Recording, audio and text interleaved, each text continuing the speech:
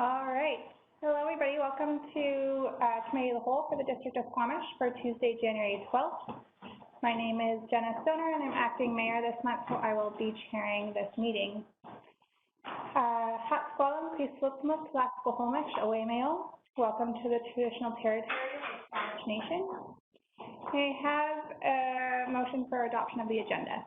Moved by Councillor French, seconded by Councillor Anderson. Any opposed? Motion carries.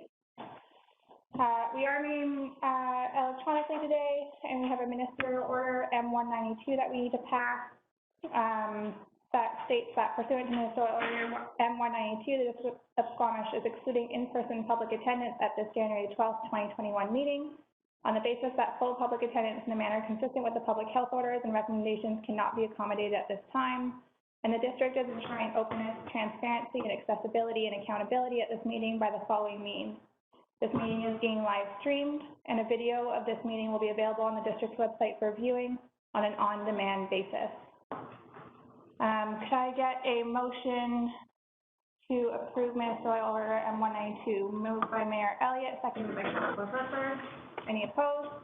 Motion carries.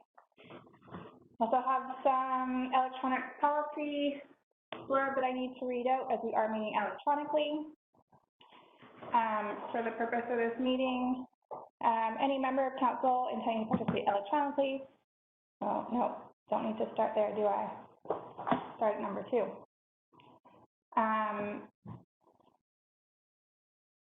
Where do I actually start on this one? Bottom. All right, council members attending by the meeting electronically are required to advise the chair of the following circumstances. When council members disconnect or reconnect, so that this can be recorded in the minutes. Council members are to identify themselves when they advise the chair that they wish to speak and be added to the speakers list, either by raising their hands if they're on video or by saying chair if they're on voice only. With respect to a voice, council members are only required to state a nay vote. They are not needed to record their positive vote. Council members, and this goes for staff and any delegations as well today, please keep yourself, your telephone or your computer on mute unless you wish to speak. Council members shall be involved in and participate in the meeting. Council members shall text our corporate officer, Robin Eckers is here today to facilitate any technical difficulties. And if there are any issues, the meeting will be recessed for up to 10 minutes on our side if technical difficulties do occur. All right, with that, we can get started with our agenda today. We are fortunate to have a delegation with us from the Squamish Food Policy Council. I see Ms. Wylie as well as Ms. Pembroke is here, and I will pass it over to the two of you to get started. Thanks for being here.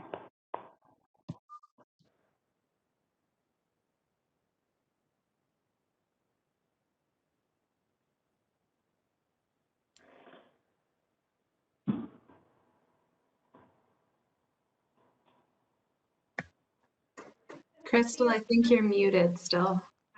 If Crystal's speaking, she's muted.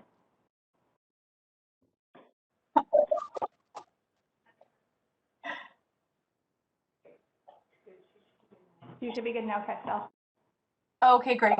Sorry about that. It was hiding up top. Hi, everyone. Thank you so much for welcoming Constance and I. We're super excited to be here today and be able to meet virtually. My name is Crystal, and my colleague Constance is joining me here as we present to you about what we've been up to in 2021 since the endorsement of the plan, the Squamish Valley Agriculture Plan, and we'll refer to it as the SVAP plan. So just a friendly reminder, we, well, you folks endorsed the plan in April of 2020, and we received $20,000 from both the PILT funding, $2,500 from the District of Squamish and $2,500 from the SLRD for the purpose of implementing the SVAP plan. We also had a agreement signed by all 3 parties, which is really exciting, and we'll get into it a little bit more. Constance, you're next.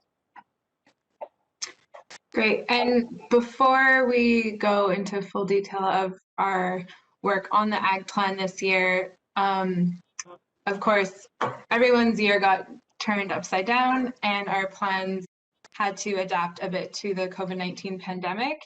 Food security and access to food became was brought to the forefront in our community as well as communities around the world.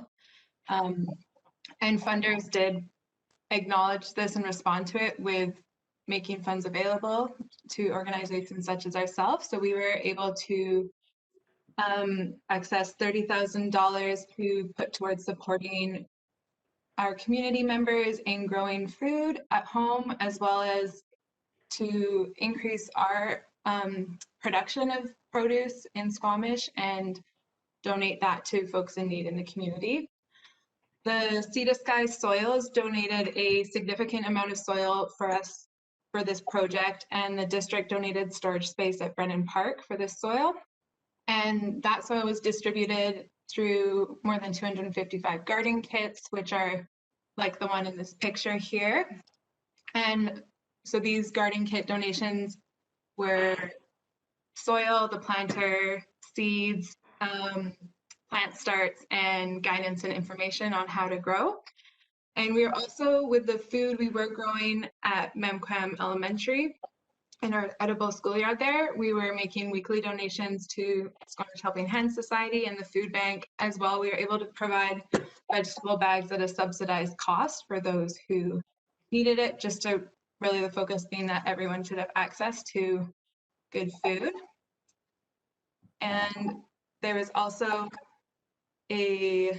we were able to engage a bit with the Squamish Nation and donated 30 seed kits to them, which was a variety of seeds for them to grow with instructions, as well as printed planting calendars, some of which were enlarged for the elders and anyone who struggled with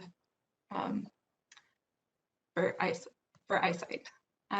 Crystal, next slide. So back to the Ag Plan. Just to remind everyone, the Ag Plan identifies opportunities and actions to strengthen agriculture within the District of Squamish and the SLRD Electoral Area D. A core plan objective is to protect and increase the productivity of food land and agricultural land reserve within the plan area. So on the right is just a highlight of the actions which were identified for phase 1 implementation, and they're high priority and ongoing actions. The ones in pink were our focus for the last 8 or so months since the plan was endorsed. Phase 1 implementation has a time frame of 12 to 14 months, so we're a little more than halfway through it, and we'll just address now what we were working on this year. So one of the focuses was Action 1.1, which is continue to support and facilitate land linking programs locally. We work closely with Young Agrarians, which is an organization supporting young farmers and new entrants to farmers in British Columbia. And they have an amazing amount of resources for farmers, as well as run a land matching program. And so we're the sort of local representative or touch person between folks in Squamish who are either looking for land or have land that they're looking for a farmer, because Young Agrarians doesn't operate directly in Squamish. So we're the go-between, and we met with more than 5 different community members and organizations. And I think there was one match that was made, which we're really happy to have had. And we know that going ahead, more of this will be happening. And we also continue to promote the workshops and events that they run.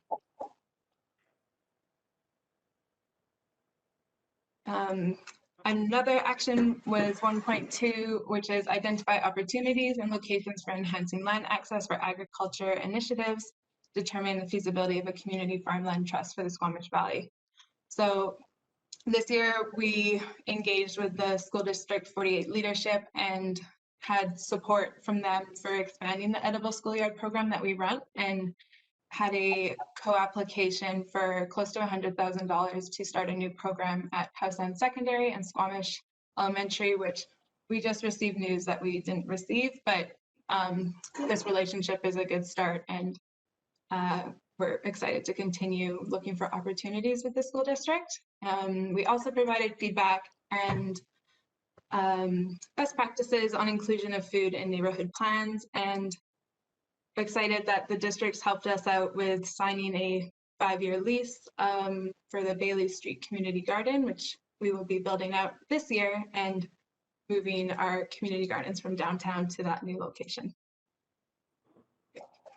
Thanks, Constance. So in some additional accomplishments include Action 6.1 to continue the maintenance of the regional food asset map. And you can see in the picture beside you, we've got, and I believe Chatan might have emailed you folks as well.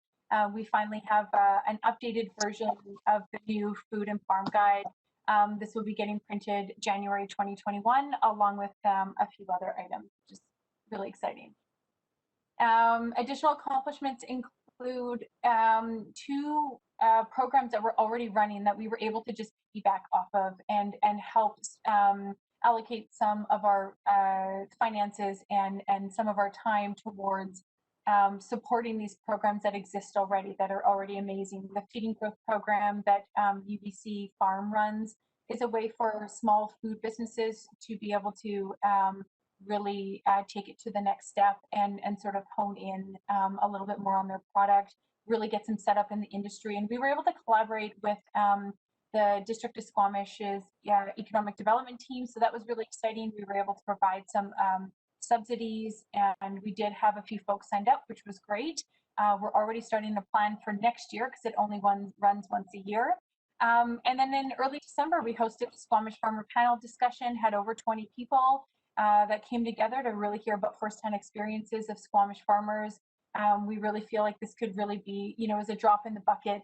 We feel like this could be one of many future sessions that could happen in the future. And we will be posting it on YouTube and making that available to whomever might want to see it, as it was such a fantastic resource. And additional accomplishments include an update of the planting guide for this region, and we were able to also get some support with the local procurement initiatives, in which I know the district has recently been doing some work on this, and we're really excited to be a part of the food system work that will be happening. We also recently secured $20,000 for a feasibility study for a virtual regional food hub as part of the regional procurement work that we are doing and supporting. And there's a few other additional action items that you can see, but I want to respect everyone's time and try to stay under the 10 minutes. And so some plans for 2021 include to continue doing the work that we've already talked about, as that time frame was 14 to 18 months. We want to support you folks in the local food procurement efforts that you're doing, the feedback on neighborhood plans, wildfire risk reduction, continue out the first phase of implementation. And we're really excited to bring to you in the late winter, early spring, hopefully a 3-part series. And this will really be taking, 50 steps back to really have a conversation about what does it mean to actually have Indigenous food sovereignty in your community, and how do we decolonize the food system. And so we're super excited to just bring information and education to the whole corridor. So we're going to reach out to our sisters and brother organizations across the corridor and ask them to participate in this as well. So hopefully we can all learn together.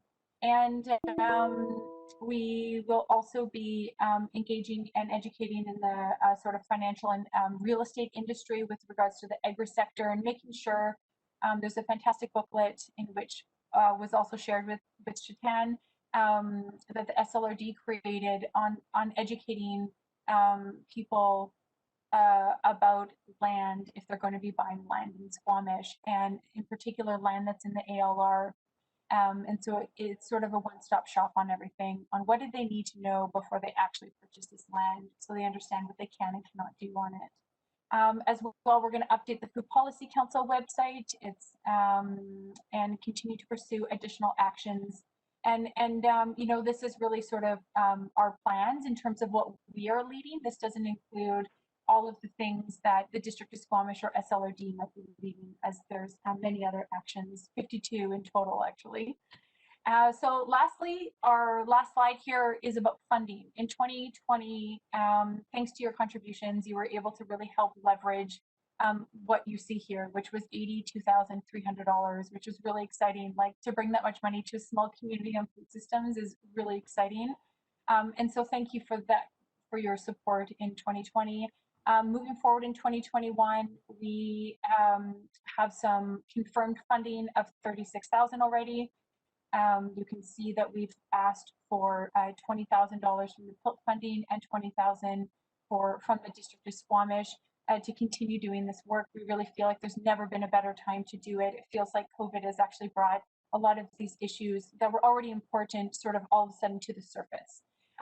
We have quite a bit of funding. This is just a small snapshot of just over $80,000 that we plan on applying for, but we'll be super busy this year applying for grants as they come up, and looking forward to working with you folks. So thanks so much for giving us some time today to present back on what we've been up to and what our plans are moving forward. So much work done in 2020 despite COVID. Thanks for the great overview. Council, any questions?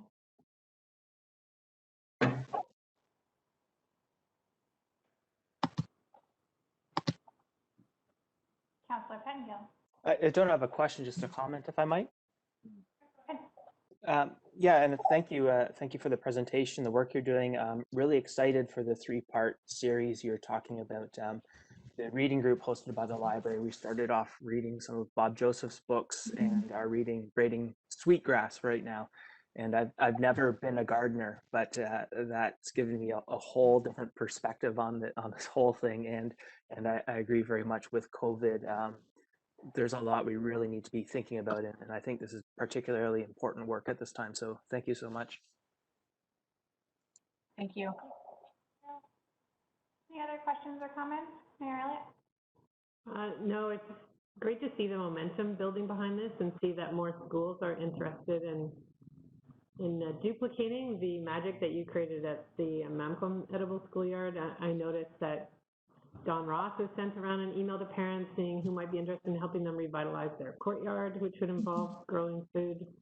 So it's really an idea that's caught fire, which is great. I just wanted to let you know that Director Rainbow and I are taking a recommendation to the SLAD board that the $40,000 will be all provided through the Southern PILT Fund. So we'll be able to provide you an answer with that after our meeting at the end of this month. Great, thank you. You just answered Mayor Elliott, so I don't need to ask it anymore. Anybody else? Any questions, comments?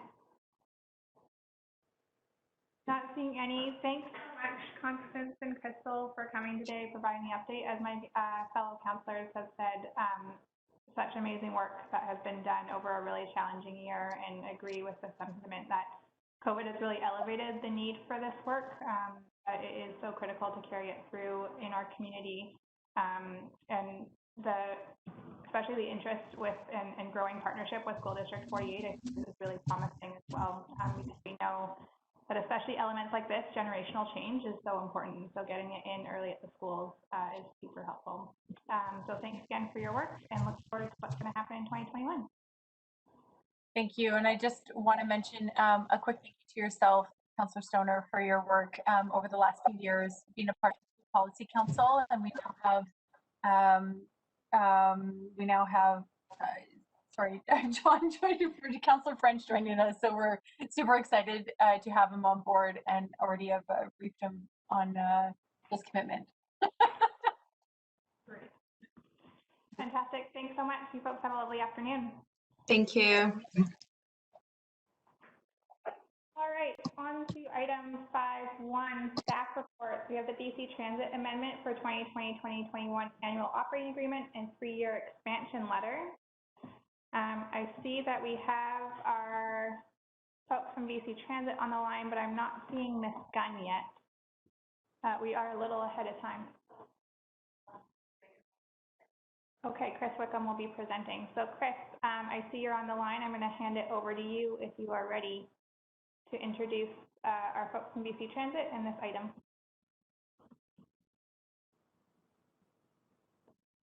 Gunn has had Ms. Gunn has had an unexpected family emergency, so I'll do my best. Luckily, we have Rob Ringma and Bronson Bullivant here from BC Transit, and they definitely know exactly what they're talking about, and they're the main part of the show. So I will hand it over to them as soon as I manage to get the slideshow presenting here. Thank you, Chris. It's Rob. Can everyone hear me? Yes, we can, Rob. Welcome. Okay, excellent. No pressure after that introduction.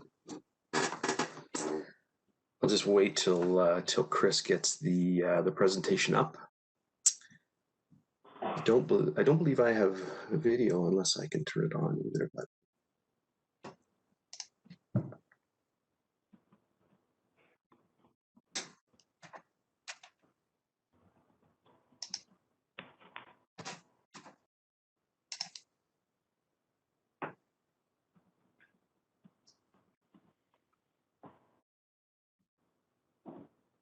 Okay, I think I'm almost there.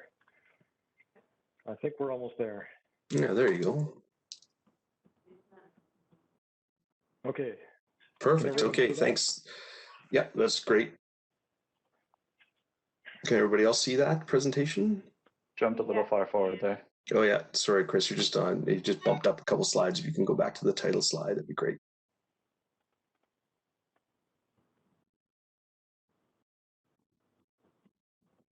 We don't want to get to the good stuff quite yet. Now everybody gets to see ahead. Yeah. There you go. That's okay. Preview. Oh, that's fine. You can leave it there. That's great. So yeah, thank you everyone, Mayor Ellett, Chair Stoner and Council. My name is Rob Ringma. I've presented before, as well as I'm joined here with Bronson Bullivant, who's one of our senior transit planners, and Chris will obviously be assisting us with the slides. So we appreciate that as he graciously steps up in Dora's absence. So next slide, please, Chris.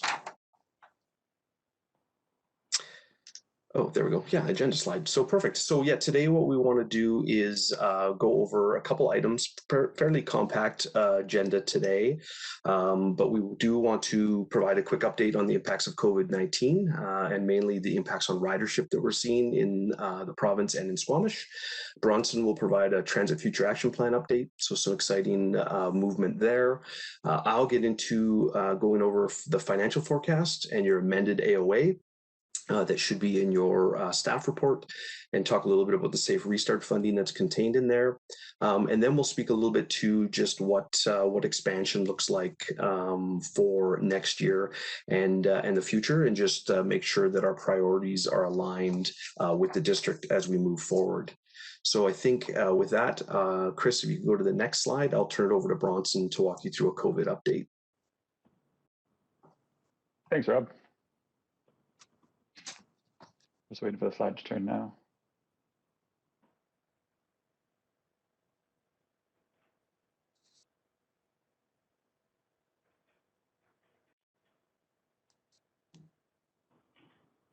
Try my best here, guys. All good. Just a little bit of a delay, I guess.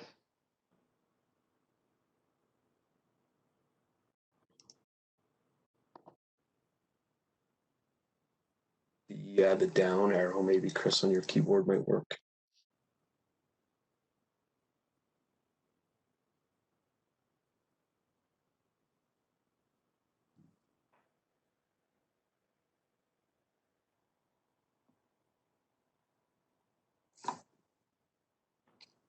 Oh, well done. I was going to say, I can verbally speak to it, but it's a little bit easier to show it in a graph format. This first graph that we're looking at is kind of all of our BC transit systems and how ridership has been impacted by COVID. On the x-axis, it's the week of the year. So this just covers year 2020. And on the y, it's the boardings per day overall. Mainly the main trends here, the blue line indicates the 2019 ridership, and the orange line indicates the 2020 ridership. We can see at about week 12, 13, the initial dip from when all of the lockdowns and announcements were made about COVID back in April. And then following through, we see a slow but steady increase to ridership coming up to the last couple of weeks of 2020, with a couple dips happening. The one around week 35, which is in September, we typically see a very large increase in ridership associated with schools, or in Squamish's case, associated with high schools and elementary schools. This year, it just wasn't as significant. That's why on the green line, which is the percent change, dips more drastically than what we would typically anticipate. Yeah, so we can just move on to the next slide where we can look at Squamish specifically.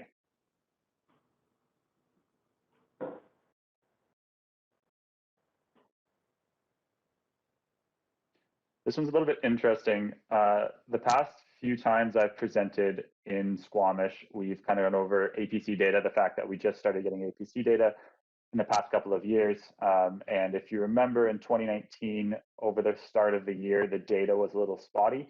And it's kind of shown here. That's why I grayed out the first 24, 25 weeks, because the 2019 data wasn't accurate. That being said, the orange line is accurate. So if we follow that through, it does follow the same trends as what we're seeing across the province. The one thing that's different is the percent drop in ridership hasn't been as significant as the rest of the province. Even though we're following the same trends, it was hovering, it dropped to about 55% to start, and now it's back to about 58% of regular ridership. So that's really good to see. Yeah, the other trend here is that, which we can look at in the next slide a little bit, is the fact that ridership in Squamish is still showing the mornings and afternoon peaks. So you can't see it too distinctly in this slide, but it does exist. You can see at about between 6 and 8 a.m. there's a little bit of a peak, and between 2 to 4 p.m. there's another peak. The comparison here is between the interior BC, so other communities that are similar size communities to Squamish, a little bit larger but around the same size.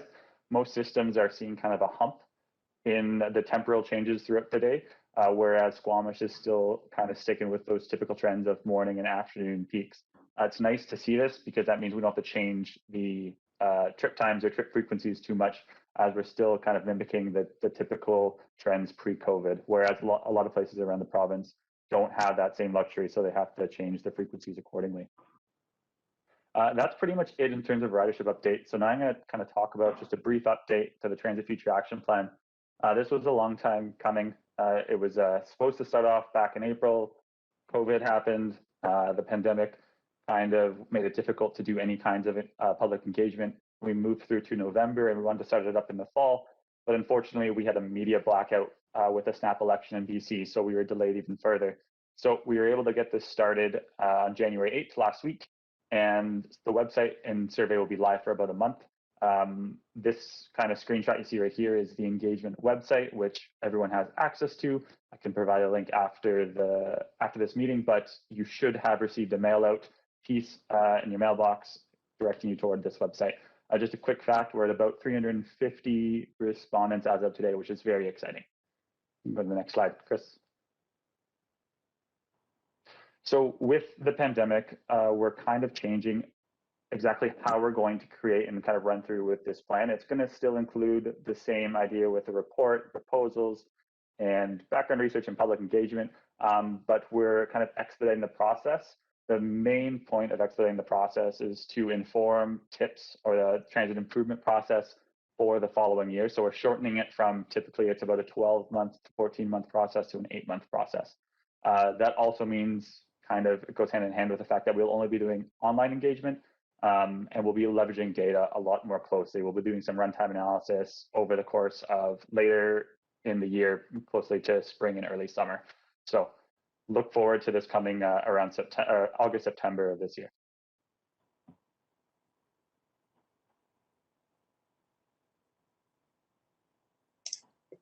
Perfect. I'll just unmute myself. Thanks, Bronson. For section 3, what we wanted to go through was the financial forecast. So typically we bring our annual operating agreement and budget to council in the early spring, and we get approval and adoption of that for our fiscal year.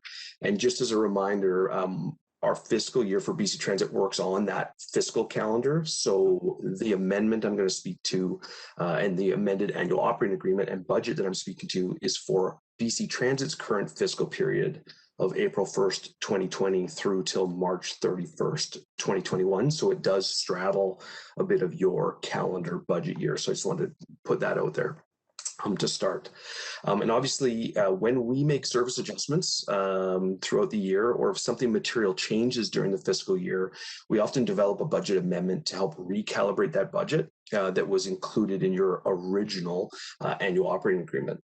And I think everyone here can probably agree that with COVID-19, its effects on transit and obviously revenue would qualify as that significant change due to those kind of reductions we saw in ridership and revenue. So from a finance perspective, we wanted to amend our transit budgets in the late summer to account for some of those things we're seeing. But when we were advised by the province that there was potentially some provincial and federal funding coming, we actually delayed issuing those budget amendments. So we actually wanted to get you budget amendments earlier, but there was quite a few things going on. As Bronson mentioned, the provincial election, as well as the opportunity for additional funding, made us just kind of wait so that we could wrap up all of those pertinent items into one single amendment, which is what I'm going to speak to today. So in the amended budgets, just from a high level, there's adjustments down for revenue due to the decrease in ridership. There are some adjustments for additional COVID operational costs. You can cleaning. We've increased our cleaning schedule. We've issued PPE, so there's additional costs that needed to be reflected. And BC Transit also decided to provide a reduction in your vehicle lease fee costs by providing a 6-month lease fee holiday. So that's basically we waived 6 months worth of lease fees this year. And then most importantly, and I think the most significant is the Safe Restart compensation package or funding offered by the province and federal government to help offset the revenue loss and those increased costs that may have impacted your transit system. One thing I want to note there on Safe Restart is just that Safe Restart package is specifically related to transit funding. So it shouldn't be confused with any other municipal COVID funding that's been secured by the District of Squamish. The dollars I'm going to speak to are specifically for Squamish and specifically for transit. The only stipulations that are attached to that funding package is that the district maintains a minimum service level, basically the service level that you currently have, because you didn't do any significant adjustments to transit levels during COVID. And you need to limit fare increases to a maximum of 2.3% per year over the next 3 years. So as you can imagine, the province and the federal government are providing these dollars, but they're hoping to maintain targeted service levels and they're hoping to maintain affordability of the transit system through that funding. Next slide, please, Chris. Yes, so based on the previous slide, I did want to summarize the key changes in this amended budget for this fiscal, starting with the conventional transit system. Due to the ridership decreases that we saw, we did decrease the corresponding revenue down by $152,000 in this amendment. The 6-month waiving of the lease fees actually lowered the district's lease fee cost by $131,000. So that's a net positive to the district in the tune of $131,000. We also decreased the operational costs for the system because we didn't implement the Route 5 this year. And that actually saved on variable hourly costs that are associated with the service hours that weren't utilized. So we did see some savings there.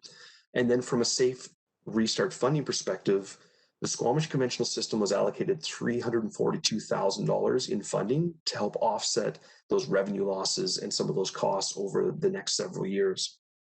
So staff has recommended to BC Transit to allocate those Safe Restart funds into your local transit fund. That local transit fund already had a current balance of $275,000 in it. So that at the end of this fiscal, so March 31st, 2021, the District of Squamish will have $547,000 in that local transit fund that they can direct, or you can direct, towards reducing transit costs over the next several years as you see fit. So just again, as a reminder, the local transit fund is a reserve fund that BC Transit holds on behalf of the district. but it's one that the district can direct how and when the reserve amounts are applied to your transit budget. So it's a very flexible fund, and gives you the flexibility to apply it as you see fit. Next slide, please, Chris. Okay, so for the custom handy dart system, the key changes in your amended budget are an adjustment of revenue down due to ridership reductions of $7,100. The 6-month waive of lease fees, again, smaller vehicles, light duty vehicles, less vehicles, but still a savings of $17,900. And then from the Safe Restart funding perspective, the custom system was allocated $18,800 to help offset revenue loss and potential cost effects from COVID-19. And as with the conventional system, staff also recommended that BC Transit allocate those funds into your local transit fund.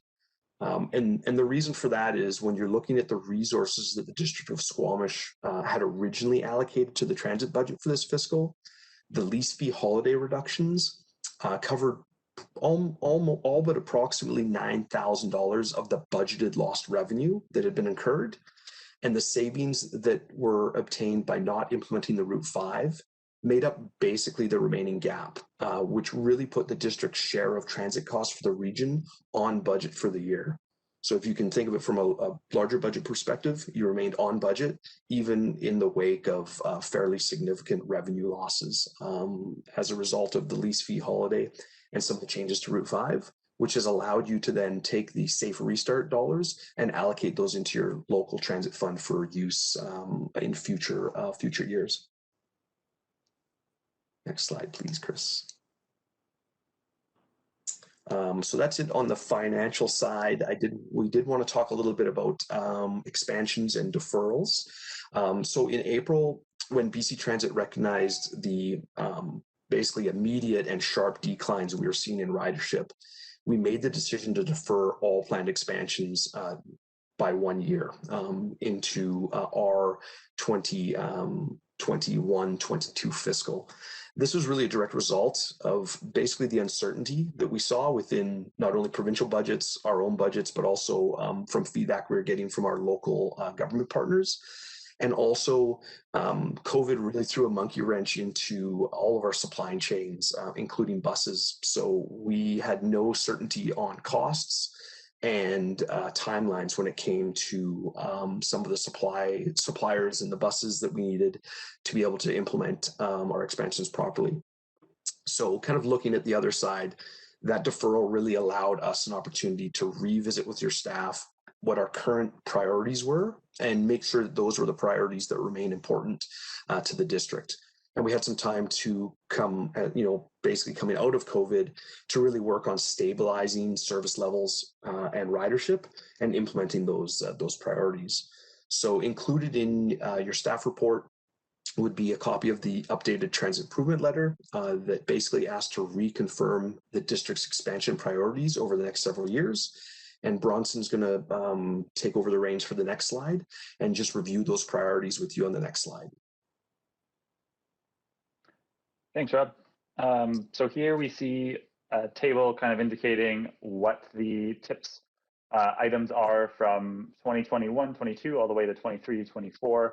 You can see on this table there's an AOA period, which is old and new, just essentially stating where these proposals are coming from. Originally, this first year expansion, which essentially is looking to evaluate on-time performance, improve Route 9 weekend service, but mainly the main point of this expansion was to improve the Route 5, which is essentially expanding where it services, as well as filling in the gaps of service in the morning and the afternoon peak. So essentially with those hours and with that additional bus, what we can do is we will be adding service to the Adventure Center. We'll be adding service across the street from Totem Hall to provide service to Totem Hall, as well as changing the end location from Shannon Falls to Darrell Bay with the newly created Darrell Bay turnaround. So the reason why we want to go through with this year and what happened last year was we pulled it last year based on COVID and based on our decisions of the lockdowns and the pandemic, what was happening with the pandemic. We did hear last summer that people still wanted to use this service. They still wanted to go to the parks because it was technically within the rules that were stated.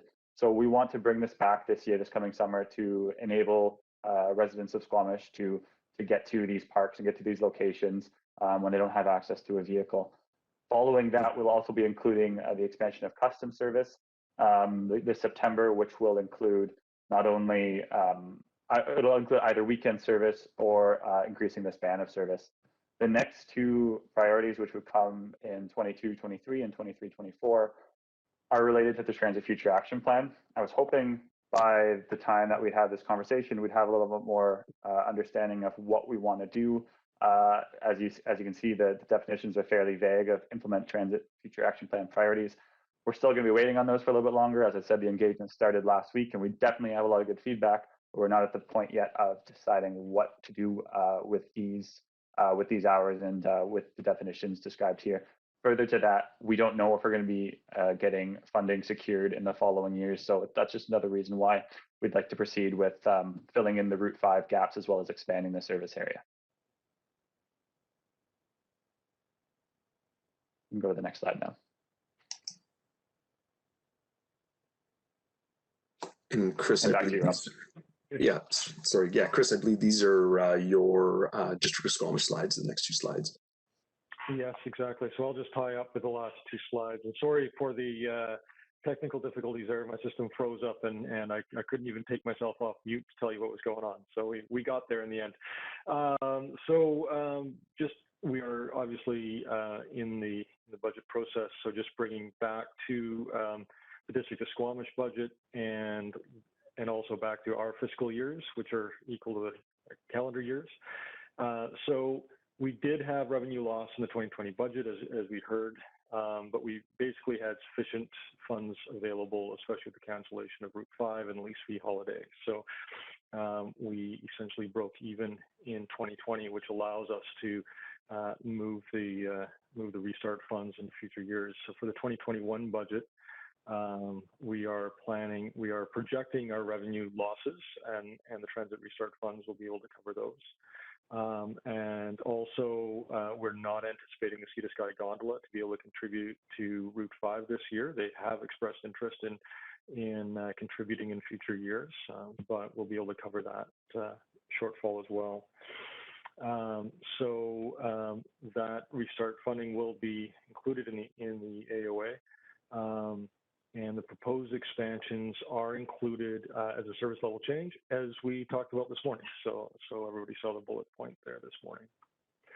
And so just a reminder, that was a whole lot of information, but we're really only looking for two things today. We're looking for the annual operating agreement for 2020-2021. So that's the annual operating agreement that's almost done to be signed and authorized by the mayor and corporate officer. And we're also looking for authorization of the 3-year transit expansion initiatives letters.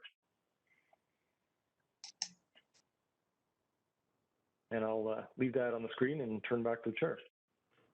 All right. Thank you very much for an information-packed presentation. Council questions. Mayor Elliott. So I was looking at that slide that had the pattern differences between the District of Squamish and the interior communities. And it still shows that we have a bit of a morning peak and an afternoon peak. Does our pattern differ because we have less service available between those peaks and in the evening? Great question. It does not state that. It actually just, the reason why I theorize that this is the case for Squamish is because of the fact that there isn't a university destination within Squamish. So typically in most systems, those peaks are heavily influenced by the university ridership, whereas Squamish doesn't have that. So the fact that schools are still open, even though to a limited degree, they're still impacting that morning and afternoon rush. So that coincides with the fact that we see peaks here, whereas for most other interior systems that I was able to pull APC data for the same time that had similar population sizes are influenced by university ridership generators. but universities haven't really had students at them. No, I just wonder, because we've been focusing on increasing our service in the peak times, but haven't really focused a lot on the evening and in between recently. So I just wondered if those other systems actually just have more frequency between the morning and afternoon peak and in the evening than we do. The other systems have more frequency across the board. So I changed the y-axis here from total trips to average boardings per trip to just indicate exactly how similar. So this is kind of making it apples to apples comparison. If I was to do average boardings throughout the day at these, total average boardings throughout the day, you would see a lot of different variation, mainly because there are so many more trips.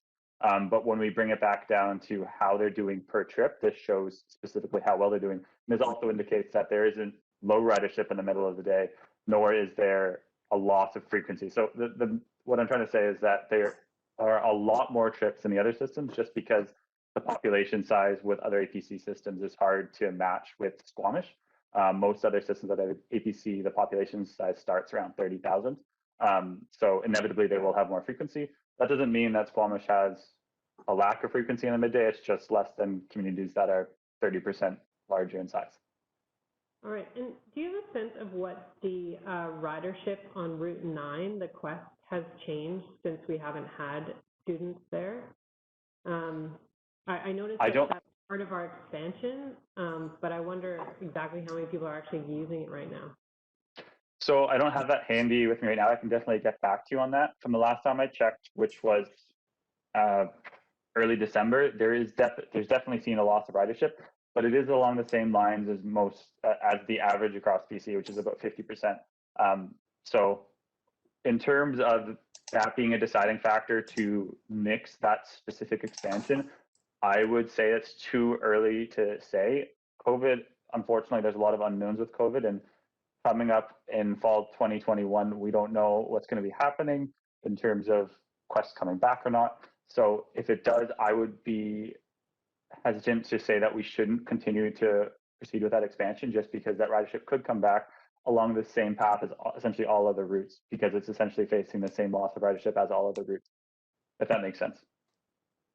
I would also just add to that there are a number of housing developments in the Quest area now that are served by the route as well.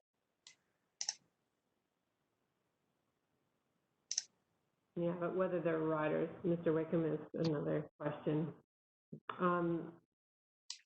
I guess my other question is how and when does it get decided how the custom hours would be allocated, weekend, evening? It says we could look at doing that, but it doesn't provide details on when that would be decided. That, I believe, will be decided in the next couple of months.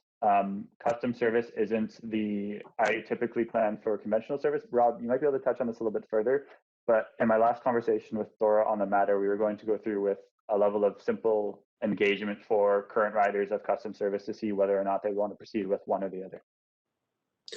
Yeah, and custom service, because we have the gaps in weekend and evening service, basically those hours can go to whichever or a combination thereof that we deem the most important. So I do agree we were going to look to do some engagement specifically on that if that was still the direction the district wanted to move forward with, and then we'd apply those hours or make a proposal to apply those hours where the need is the most. Thank you. I have another question that's not related to this year's plan. It's like a forward-looking idea, so I'll wait. All right, thank you. Councillor Pettengill, I saw your hand. Yeah, thank you.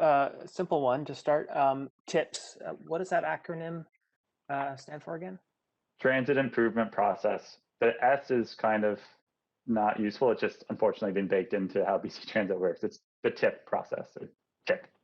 Okay, thank you. And do we have any sense if we're hitting an actual or perceived from the perspective of riders, perceived capacity limit, especially in the peaks, like with COVID and the amount of riders we could have on a bus? Are people feeling like the buses are full and so they're not even trying, or do we know?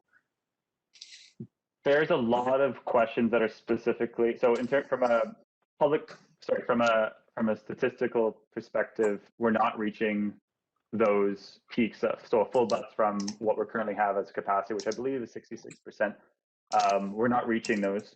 That being said, from a personal perspective, from people that are actually on the bus, interacting with others, interacting with who is there, we have asked questions through our Transit Future Action Plan survey to kind of get more information from them of why they either are using the bus less or why they don't want to use the bus, or if they are using it, how comfortable they are with it.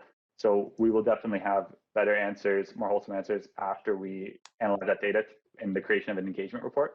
But from the data, it doesn't state that we've really reached capacity at any specific time. It is getting close. Sometimes in the morning peak and in the afternoon peak, we're at 20 to 25 people on a bus as a max load. But that is still below what we would cap the bus at. Okay, thank you. And the final thing, if I can just get a bit more clarity on, I understand there is some flexibility at some point or points in the process to adjust, once we've made a funding commitment, adjust the allocation of where the buses are or the drivers to some degree. Can you just clarify when we can make those adjustments or how much flexibility we have once we sort of agree to the AOA? I'm going to flip that one to you. Yeah, sorry, Councillor Pettingill. Can you just clarify? Are you asking about actually making adjustments to the schedule, like the current schedule that exists? Yeah. Well, the AOA proposes some services in Route 5 and so on. And if we sort of get into the year and find out, for example, that that's not used at all, and we wanted to reallocate that bus to a different route. Oh, okay. For example, Thank you. Thank you. Yeah. Thank you. That provides the clarity. You're speaking to that expansion letter and the initiative. I think it's got the 1,500 hours that's attached to it. So yes, I think as you know how the process works is we take those priorities and the costs involved, and then we sum those across the province into our service plan requests to the province. So what we're looking for with that tips letter is that your commitment or that you make that commitment to the dollars and the hours that are behind that. Of course, we'd like to align those to the priorities, which right now we've identified as Route 5. If by chance you, for some reason, decide to change that priority, again, local government sets service levels and sets service priorities. So we would do our best to accommodate that, but it would create some challenges, but it is feasible, and it is at the end of the day. The district has that flexibility, but that's why we go through this process, is to make sure that when we go into it, our planning team is acutely aware of what your priorities are, and we're working behind the scenes to align to that, because it does take time, clearly, from BC Transit perspective, to put any sort of service improvements or expansion items together. Thank you. Thank you. Other councillors with questions? I have a few, so I'll put myself on a list and come back to folks. I'm just curious about the Transit Future Action Plan that is currently open until February 8th. You both spoke about how this is an 8-month process. So are there other types of engagement other than the survey that we're expecting subsequent to the survey? So the only other form of engagement that will be part of this specific process will be through the engagement website. So there is a contact form at the bottom to reach out. We will be pushing information to the public once we kind of formulate our finalized proposals based on what the engagement has asked. And that will be through the process of, after we create the engagement report, we'll bring that back to council, which will be made available to the public as well as on the website. Anyone that has provided interest in being contacted further will also be pushed information about this specific engagement report to review it, to see what people have either agreed to or not agreed to. And then we will come back with the report to council, and there'll be the ability for council to provide input on whether or not they agree with those proposals. Historically, in typical transit future action plans, there are usually 2 phases of engagement. This specific engagement has been informed by a pseudo first phase of engagement, which was the onboard intercept survey done back in February. It's difficult to really utilize that as a true form of engagement since COVID didn't happen at that time. But we did pull priorities that were listed from people that were on the buses, providing feedback on the transit system, which influenced this first phase of engagement that we're seeing now through the online engagement. Thank you. And then I'm just curious if we have a forecasted expectation of revenue loss for the coming year. And I just want to confirm that that revenue loss would then be covered by the safe restart funding. Yeah, I can speak to that.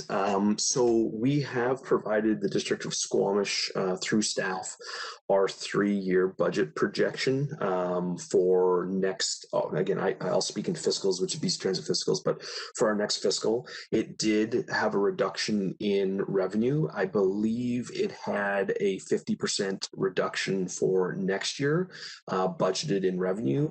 Obviously, we're hoping that ridership will continue to come back, and that is a conservative budgeting measure. So yes, we have in your next year's AOA with BC Transit, we have accommodated for a continued decline in ridership and revenue. When it comes to the local transit fund, yes, that's exactly what it's there for. Staff will have that 3-year budget. They'll know what is in the local transit fund, and I will be coming to staff and requesting or asking how much of the local transit fund they would like to apply to your overall budget based on the projections that we've made in that budget. Okay, thank you. Yes, and that projection has been automatically converted, actually fully manually converted into our fiscal year and is baked into the 5-year plan that is before council at this time. Thank you. And sorry, Mr. Wiggum, can I get you to stop sharing your slides so that we can see? Sure. Council. Council, questions? Mayor Elliott, I know you had a few additional ones. Go ahead. Just a comment in the document, it talks about the 3-year expansion plan, and it says for 21, 22, fill in the peak service gaps at 5 South Park with the potential to provide service connection to Britannia Beach or to improve the core transit network. And I would say my priority right now is to improve service on the core transit network rather than reach down to Britannia Beach at this point in time. But my other question, sort of if we're looking ahead, is, you know, we expect students to be back at Quest at some point. And also one of the things we're grappling with downtown is parking, and often it's staff parking for people working downtown.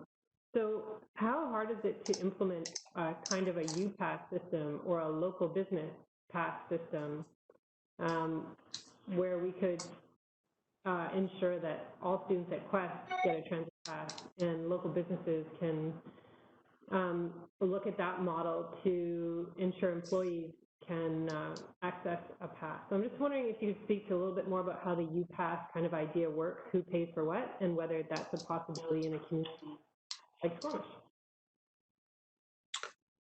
Sure, Mayor, I can probably speak to that a little bit. Yes, there, you know, again, with the fact that the district is responsible for fares or sets fares and fare products, we do have a U-Pass as well as, and the name is just not on the top of my head, but we do have basically a program, an employee type program that you're speaking to.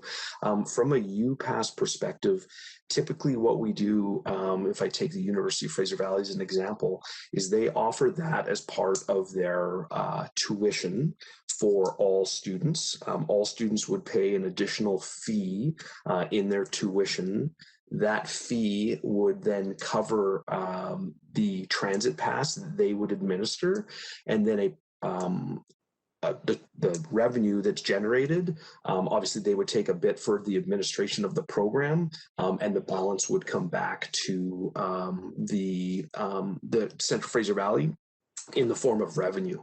So there are ways for us to explore both of those types of programs. If you'd like, I can absolutely get some more information and provide that with staff, but those 2 programs would be available. It would take a bit of work behind the scenes. And we have seen businesses such as the Sea to Sky Gondola purchase passes for their employees in the past. And I think they just purchased monthly passes for them. Yeah, I know they're a big employer. I was just going to ask, like, could a Chamber of Commerce create a program so that small businesses can take advantage of that might just have 4 employees that work downtown. So someone like the chamber administers it, takes that admin fee, and the revenue comes back to us. Yeah, you could, in its simplest forms, they could do exactly what Chris is referring to, which is they could purchase the passes and administer the program. But obviously, if they wanted any sort of administrative fee for that, that would have to get worked out with the chamber and the district. Okay, thank you. I'm also interested to hear if council has any other priorities versus the ones that have been proposed.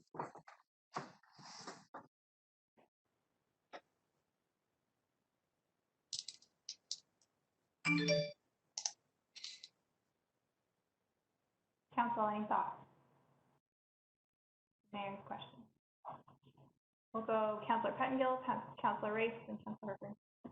Yeah, I think I'm just in favor of the idea, which I think we've been pursuing, of not getting people out of the habit of using the bus as much as possible, keeping and just reinforcing and improving that habit. So as much as we can to reinforce that, if that's adding a little bit to the core network or whatever it takes, I think that's where my head is at. Thank you, Councillor Race. Thank you. I generally agree with the mayor's comment about focusing on our core network at this time, but I don't want to lose sight of this connection to Britannia/Furry Creek. I think, as everybody knows, there are some significant development proposals there. There's one that's been approved in the downtown Britannia area. They just haven't started construction yet. So they probably won't see an uptick in ridership for about 2 years. But beyond that, it could be an uptick, and quite a steep uptick. So I think we just have to keep that in the back of our minds as these developments start to come on stream. I think that will, in the future, if you're looking out 5 years, certainly within that period of time, there's going to be some significantly higher traffic levels, I think. Councillor Herford. Thank you. I agree with Councillor Race's sentiments on the service sort of south of town. I have in a similar schedule, maybe in the 5-year or just out over the horizon. I think the expansion of the what we're calling the South Park route to something similar with maybe a North Park route that would, I think it's been discussed amongst us before, hitting Alice Lake and potentially being part of the solution to the problem up at Brome as well. And I know that'll take coordination that goes beyond those of us on the call here today, but I would like that to sort of stay on the radar when opportunity presents itself to positively affect that. Thank you. Thank you. I will jump in with a few thoughts. To me, I think for the coming year, pursuing Route 5 is really important. I think we've seen that there is still demand for it even last year, and our parks were overly loved in COVID because it was one of the safe things that folks could do. So I think providing a public transit option for folks to get to our south parks is really important for next year. I am curious about the expansion on Route 9, given that Quest doesn't have students up there, if that's really the most responsible place to be putting our time and energy for the coming year. That's a question to me. And I think in the kind of medium term, my priority is the core network. I think what I continue to hear from folks who struggle taking public transit is the lack of frequency. And that's throughout the day. It's not just at our peak hours. It's, they might be able to get there during peak hours and then they try and leave in the middle of the day and the bus only comes once an hour. So wherever we can increase that time, I think is my biggest priority. I saw Councillor Anderson's hand. Yeah. I think Bronson had. We'll go to Mr. Woodbound or Mr. Bronson. I just wanted to touch on the Route 9. Kind of during this call, I was able to bring up the data. Interestingly enough, the ridership as of these past couple of weeks has spiked pretty significantly. On average, in January of 2020, so last year at this time, we had boardings of about 175 people a day. As of this past couple of weeks, we're at about 124. Throughout COVID, we did see the initial drop we were at 176 at week 12, and then we dropped down to about 90, which stayed consistent essentially with some ups and downs, some ebbs and flows throughout the year. But we are peaking up again this January. So that just goes to say that the users of Route 9, even though it does go to the university, it does actually, it is a part of the core transit network as it connects downtown to Quest and all of the destinations along that way. So by improving Route 9, you're also improving the core transit network as they go hand in hand. Sorry to interrupt. I just want to bring up that little bit of data to answer Mayor Elliott's previous question too. Thank you for the update and the data so quickly. That's always helpful to have that extra information.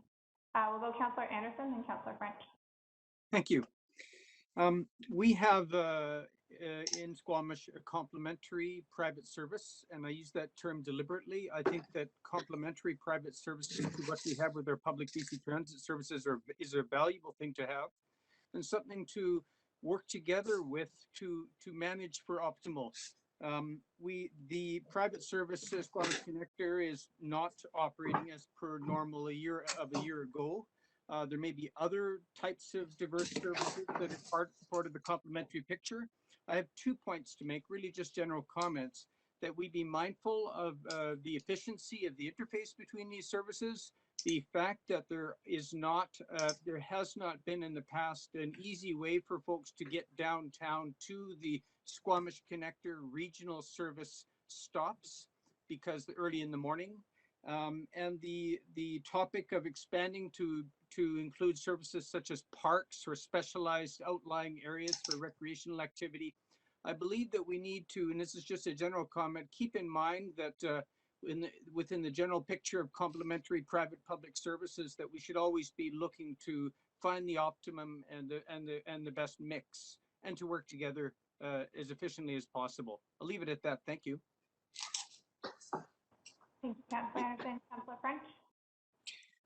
Thank you. So I'll voice support for shoring up the core system. I agree that some of the feedback I've had is around frequency throughout the day within our core system. And I'm certainly supportive of the Park South route and supporting that, as I see demand for that growing.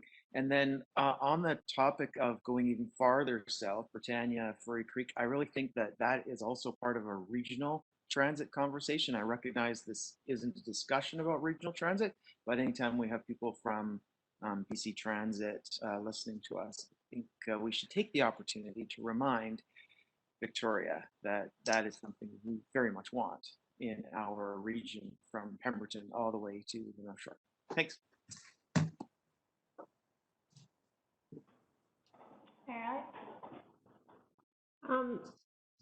So I'm wondering, Bronson, do you have stats now on ridership for each route and time of day? And now that we have counters on the buses, like?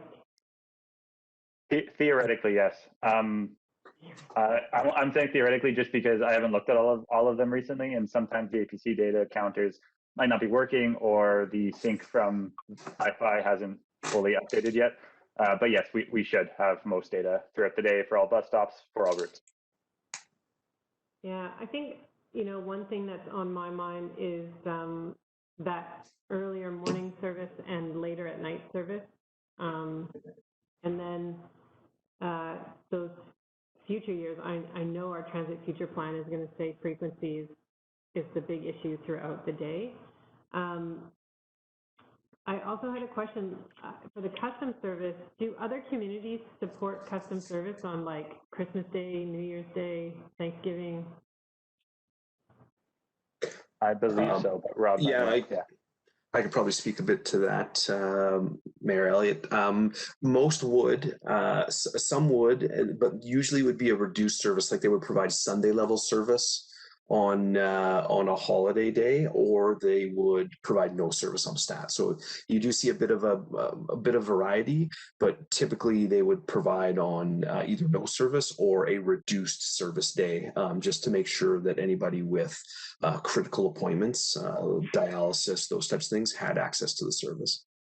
So is that, I know you were going to do sort of a light touch engagement with our custom transit users for our extra hours in 21, 22. So is this something you could ask as well about covering some of the stat holidays? Yeah, absolutely. Okay. And I guess my other question, since we have trouble with people accessing, too many people accessing trailheads, is can you add more bike carriers to a BC Transit bus or a bike trailer? Do you want to handle that one, Bronson, or do you want me to take it? I'm going to pass it on to you. Okay. Yeah, we have done extensive research in bike carriers. It's actually your neighbors in Whistler that have really pressured us a lot with bike racks. We continue to investigate. The biggest challenge we have is more than 2 bikes starts to impede the headlights and some of the, so we run into safety issues. But I can tell you we're always evaluating it. It's been looked at, but currently we have not found any sufficient bike racks that will allow us to add additional capacity that haven't run into some sort of safety challenge from our safety and security team. Okay. Thank you. Councillor French. Thank you. The mayor's question about data reminded me of a previous discussion that had around payment systems. So I'm wondering if we could get some kind of update on what's happening with that, because specifically I'm thinking about having the ability to tap one's credit card or other plastic products out there to make it easier to pay for your ride. Yes, it's Rob again. Thank you, Councillor French. I can address that one. So we have embarked on what we call electronic fare collection. We're in the middle of an RFP for that technology as we sit here.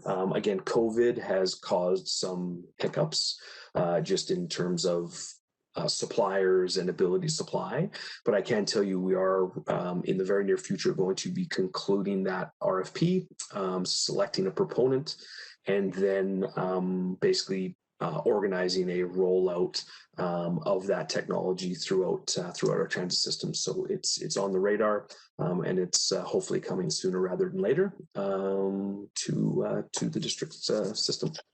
Great, thank you.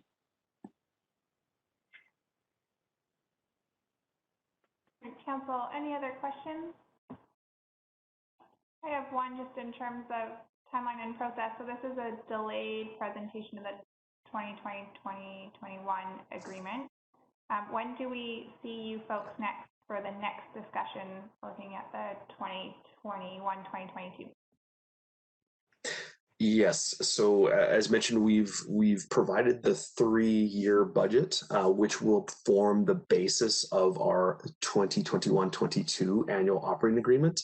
We would probably look to have that in front of council sometime in March, because that AOA technically begins April 1st of 2021.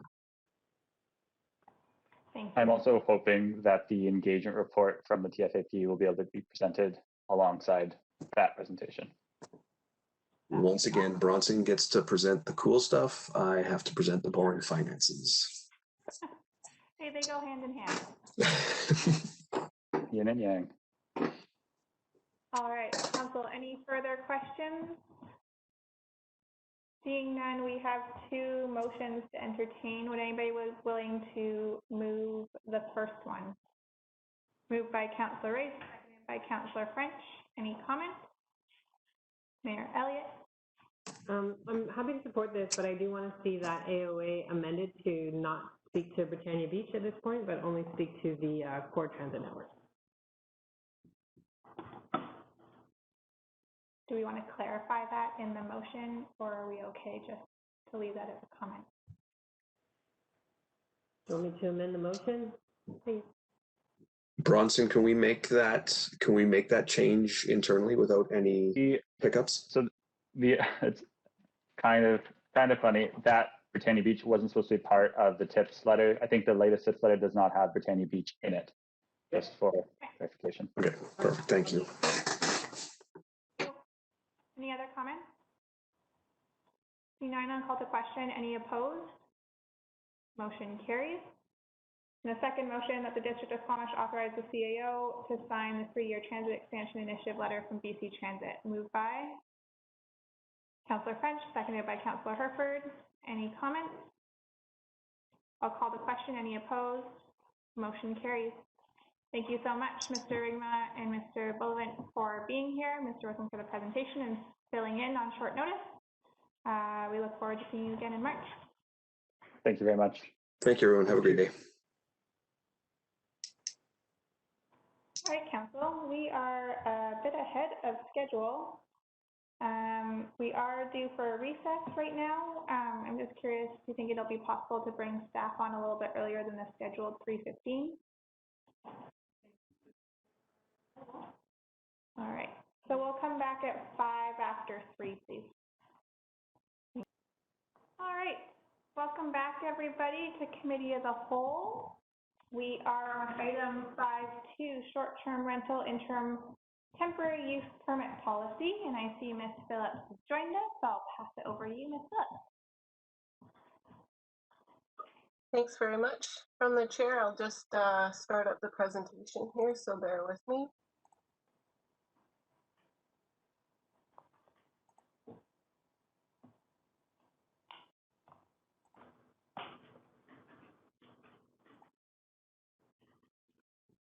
All right. Can everybody see that presentation? You can, but you're still in you're in presenter view, not full presentation mode. So we can see your notes. Okay. Let's see.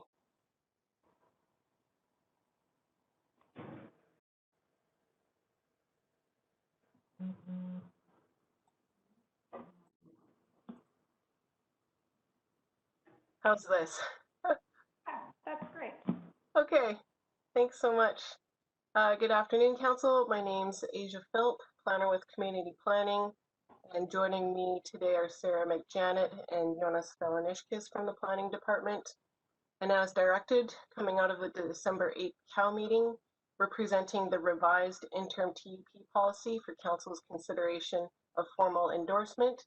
The policy outlines the process by which we can legitimize short-term rentals in some existing suites and coach houses. So to quickly recap, Council provided the following feedback from the December 8th COW listed here. Council further directed staff to finalize and bring back the STR interim TUP policy for final endorsement to facilitate the expedited TUP application processing. Based on this feedback, staff have revised the policy, and I'll quickly run through the changes we've made. So under the minimum requirements section, we revised the minimum requirement that ST operators must live full-time on the subject property from a minimum of 5 months up to a minimum of 9 months a year now. We removed the minimum requirement that STR operators demonstrate a prior STR rental history for their property in order to open eligibility to residents who have not previously operated. We removed the minimum requirement for a building occupancy permit, and we added as a minimum requirement that no more than 1 dwelling unit be used for STR per property. And lastly, we added as a minimum requirement that properties with a residential childcare facility will not be considered. Under the evaluation criteria section, we removed the connection to municipal services criterion. We revised the vehicle access and parking criterion to include that parking should meet the minimum off-street parking required from the STR zoning regulations. And we removed the geographic proximity to key community and tourism amenities criterion. Under the TUP conditions section, we removed the condition that the dwelling unit must have an occupancy permit, but we retained the requirement to repay building permit fees if the unit received the secondary suite or ADU fee exemption. We removed the condition that no more than one dwelling unit can be used for STR per property and added it as a minimum requirement instead. We removed the childcare facility condition and added that as a minimum requirement as well.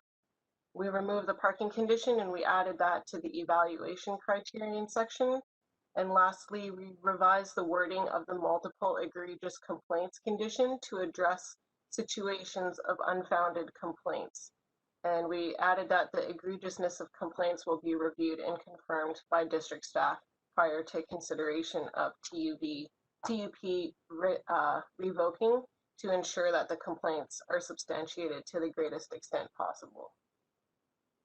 We also added a weighted evaluation matrix to the as an attachment to the policy, following council's direction to develop a criteria weighting system. The matrix will be used to rank applications and provide clarity and transparency on the evaluation process. Where an applicant applies for council reconsideration of a delegated TUP decision, the matrix could also be used as an input to inform council's decision-making. Individual TUP applications are assigned scores across 7 evaluation criteria listed here. The score is out of a maximum total of 100 points. The short-term rental frequency and review rating are given the highest weighting of 30 points combined. The weighting favors existing higher frequency rental operators in order to align with the goal of supporting Squamish's tourism sector and fulfilling the accommodation demand so that existing high quality operations can continue to fulfill this demand.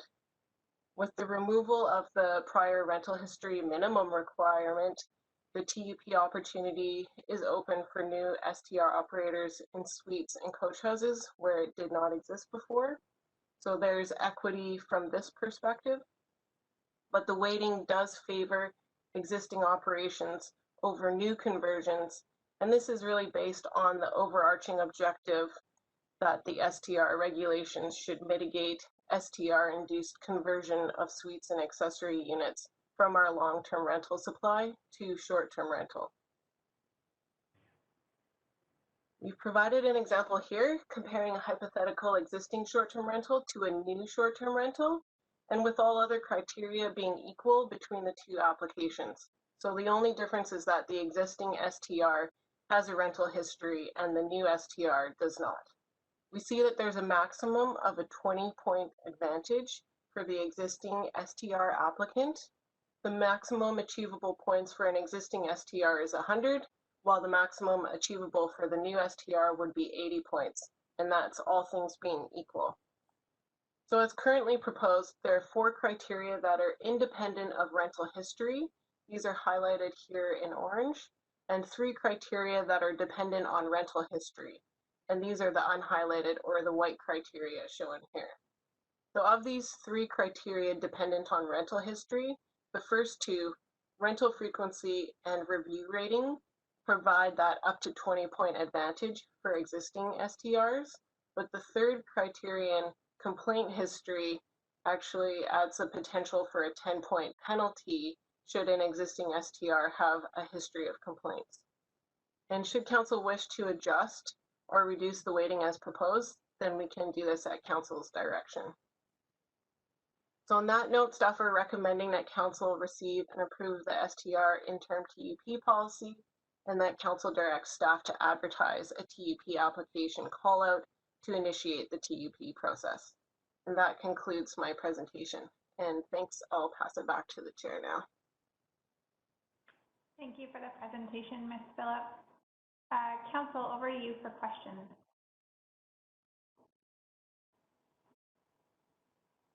I don't believe that there are none. There we go. Councillor Race and Councillor Herford. Thank you. One of the aggravations that we hear from time to time with these is with respect to taxation. And I'm wondering, and I don't think I mentioned this before, so this will be new to staff.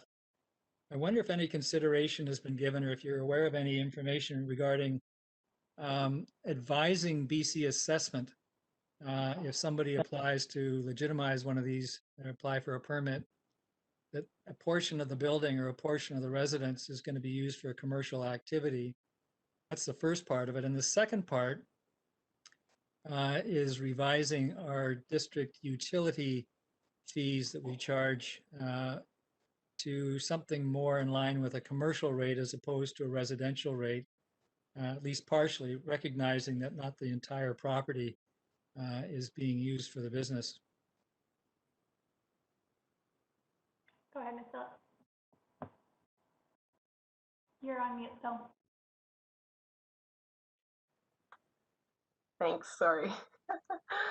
Through the chair, I'll do my best to address, and then perhaps Jonas or Sarah can jump in if there's anything extra to add.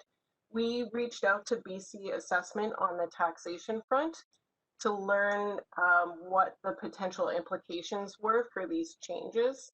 And BC Assessment does not recognize the short-term rental or the tourist accommodation use of a residential building to change anything in the tax assessment or how the property is coded. It's totally coded as residential, even for existing bed and breakfast operations, and it always has been. And the BC Assessment individual that we talked with, they said that there has been some interest in making changes, but that has to be driven from the provincial level because they operate kind of under the province's authorities. So they'd be looking for direction from the province to do any changes to how their current assessments are done. And then on the utility fees question, we updated the definitions for short-term rentals and added those into the most recent utility fees that were approved last spring in 2020. So we've already taken that into consideration and made movement to adjust the utility rates. I don't know what they are off the top of my head, but we can share that information with council for sure. Thank you, Ms. Phillips. Councillor Herbert. Thank you.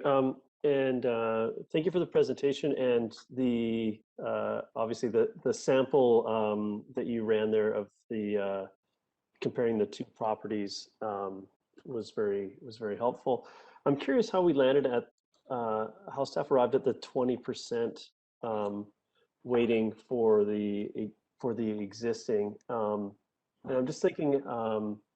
I know that we don't know how many applicants we're going to have, and I'm curious how much of a competitive advantage that 20% is going to represent. That could put them all out of the running effectively, or not. So how was that sort of taken into consideration to get to that 20%? Through the chair. So when staff were trying to develop the weighting of the policy, we really tried to focus on what the overall intent and goal of what we wanted to achieve with the legitimization in order to support tourism, while attempting to strike a balance for those new people who are prospective operators who have been complying with the rules to date. And really, this was where we landed, but it wasn't done kind of on any scientific basis. And I just emphasize, as you have, that we really don't know who is going to apply, how many applications we're going to receive. So it's a bit of an unknown from our standpoint, but really weighting was done to follow kind of the overarching intent of both the policy and the STR project in general. Thank you. And I've been operating under the assumption, and it is an assumption, it's not scientific, that we will have more applicants than spots. And I wonder if 5 or 10% advantage for the existing may achieve the same similar outcomes but include some potentially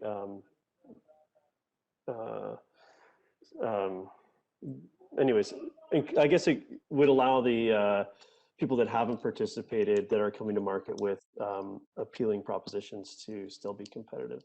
So I'm a little hesitant on this 20 points and or 20% advantage at this point, but I'll listen. All right, Mayor Elliott. One of the things when we think about what's a minimum criteria and what's a TUP condition was that things change over time.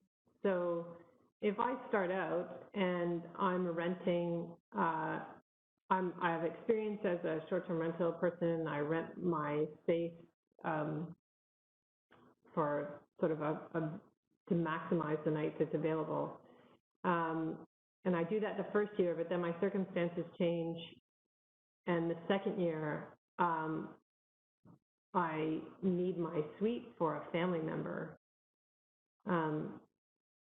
Do I lose my TUP? Through the chair, no, you would retain your TUP for the full 2 years, regardless of how you're choosing to decide to use your unit. We have built in that flexibility into the business licensing fee structure, and so that person might choose to get an annual license for the first year, and then in the second year they might come in and say, I don't want an annual license anymore, I'm going to do the monthly license. That wouldn't apply to the secondary suite or coach house, because that would fall under the non-principal license, which we didn't put in that annual versus monthly fee, but for other people, we've built in that flexibility through the licensing. If our goal is to maximize the number of nights being offered through these 30, then is there a condition that requires a minimum number of nights? Through the chair, there's no condition that we've put in.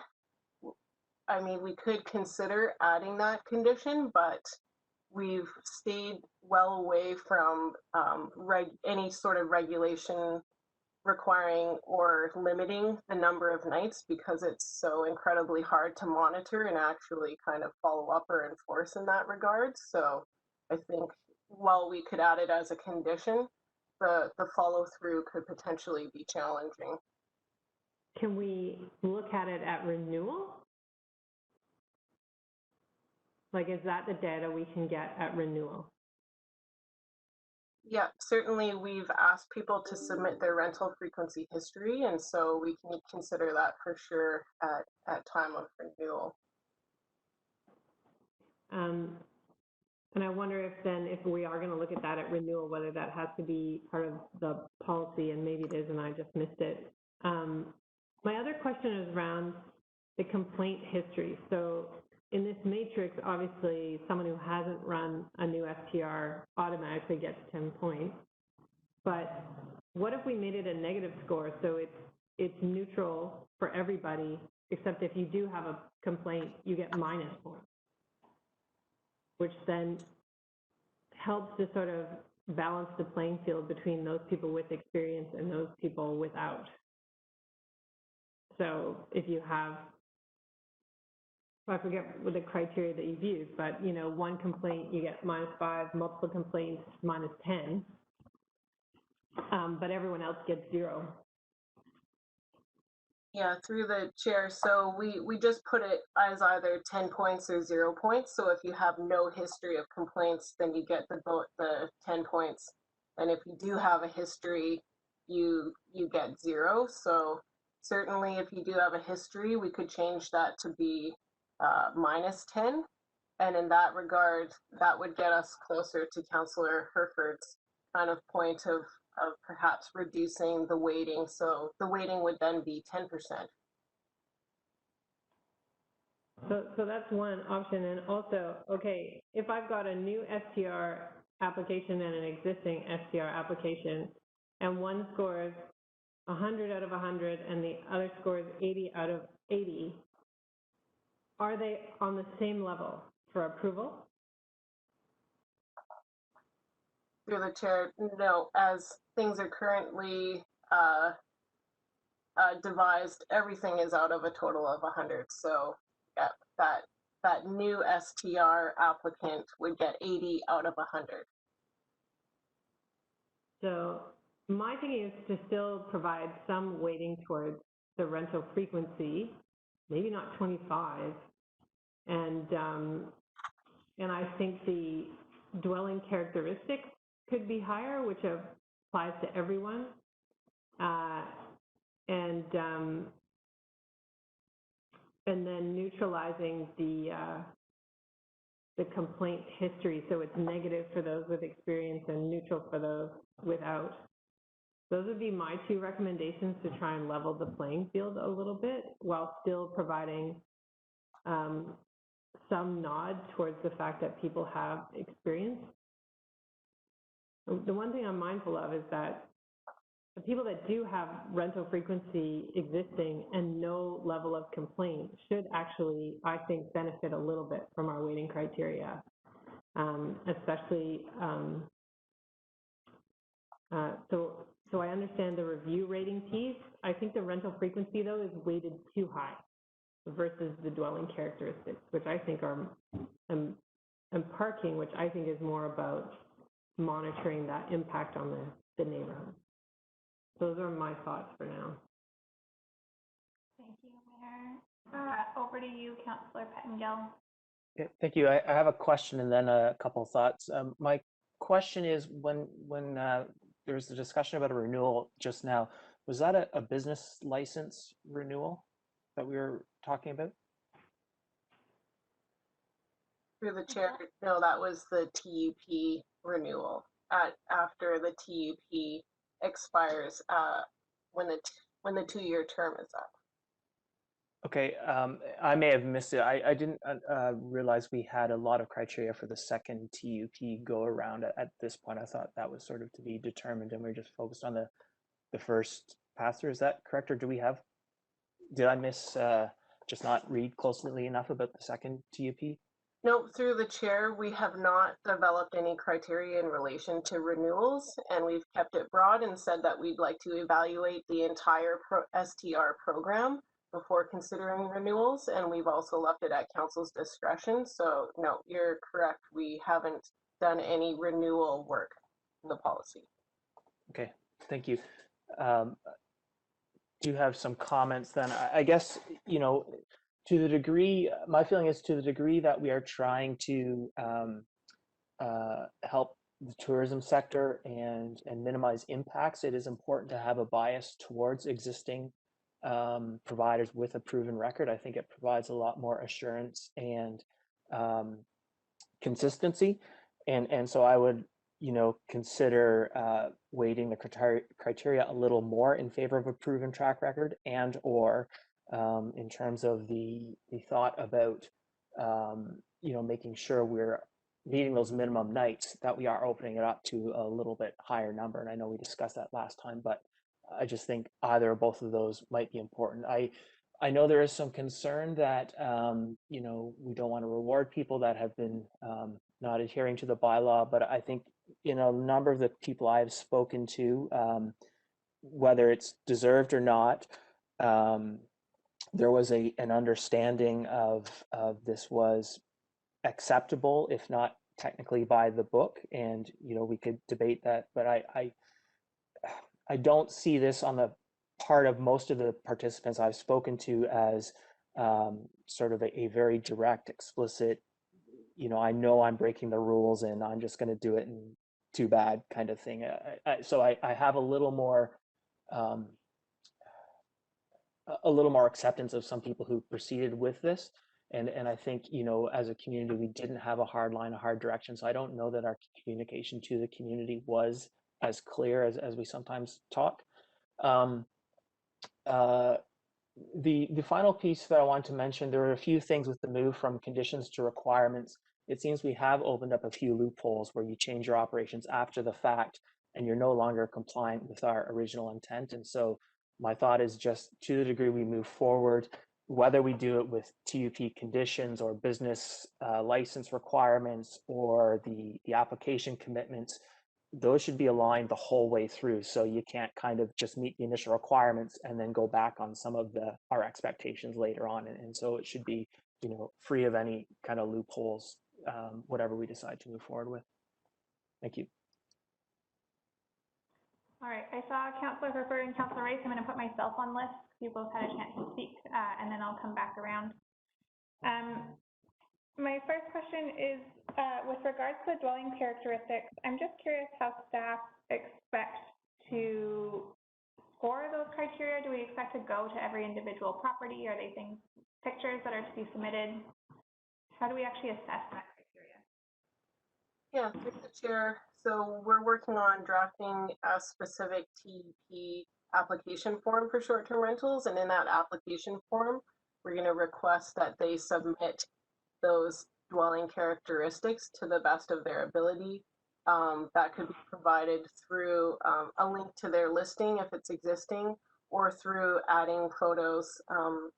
And I don't think staff will be going out for a site inspection unless there's a real need to do so. It's probably going to be a desktop exercise, but between our pretty current GIS aerial photo stuff and also Google Street View, we can find out a decent amount of information without having to leave the office, unfortunately. So yeah, so we're intending to get it through the application process.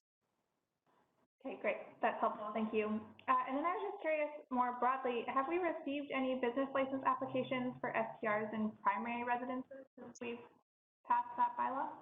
Through the chair, we haven't received any formal business license applications, but we have been soliciting a lot of phone calls inquiring, and we've been telling people that we're working on a step-by-step guide, which we'll post on the business license page to walk people through the application. And we're also developing a specific application form for the business license. So there's a bunch of back-end work that we're doing and keeping the community informed. And if and when the TUP policy is approved and we open the call window at the same time, we're intending to roll out just the regular principal residence business license applications and have all of that content ready, and we can piggyback on the advertising to inform everybody that the business licenses are open. Okay, that's helpful. A follow-up question to that then is with regards to the clustering criteria, do we expect that we'll have some of those potential business license applications processed so we understand where those primary resident STRs will be to inform that clustering criteria? Yeah, through the chair, I'll start, and then maybe Sarah McJanet can jump in too, but we actually do have, through our data scraping services, location identification. So we do know where the existing operators are located, and we were planning to use that mapping to do the clustering analysis.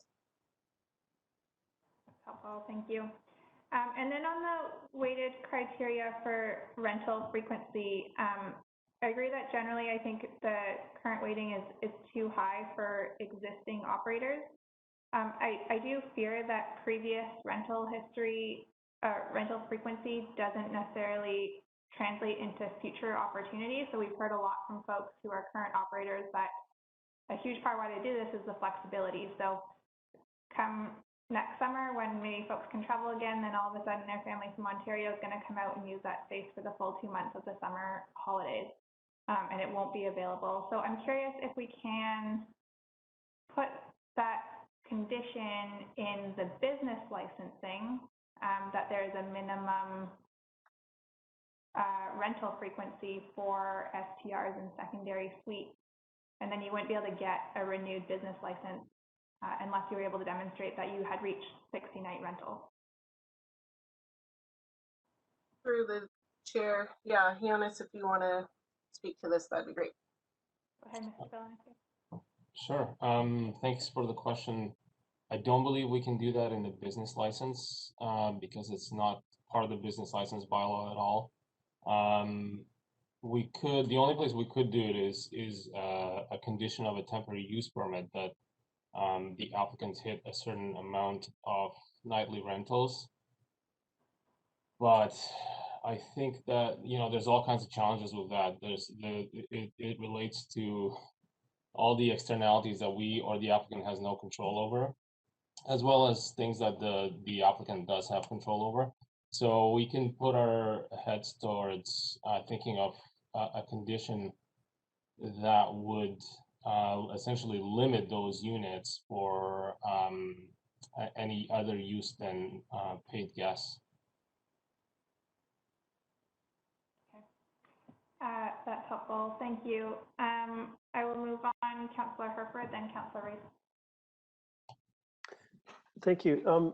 On the weighting criteria, on the example for the new STR applicant, under rental frequency, you illustrated a 10-point score for 60 nights or less, which makes you wonder how you score lower than 10. So is this not a, to me, I see that as only a 15-point scale. Were you trying to get to 100 and work backwards on how it was there, or am I missing, or is there a way to score a 0 in that criteria? I'm looking for ways to recommend an adjustment in the weighting, but I don't quite understand that one yet.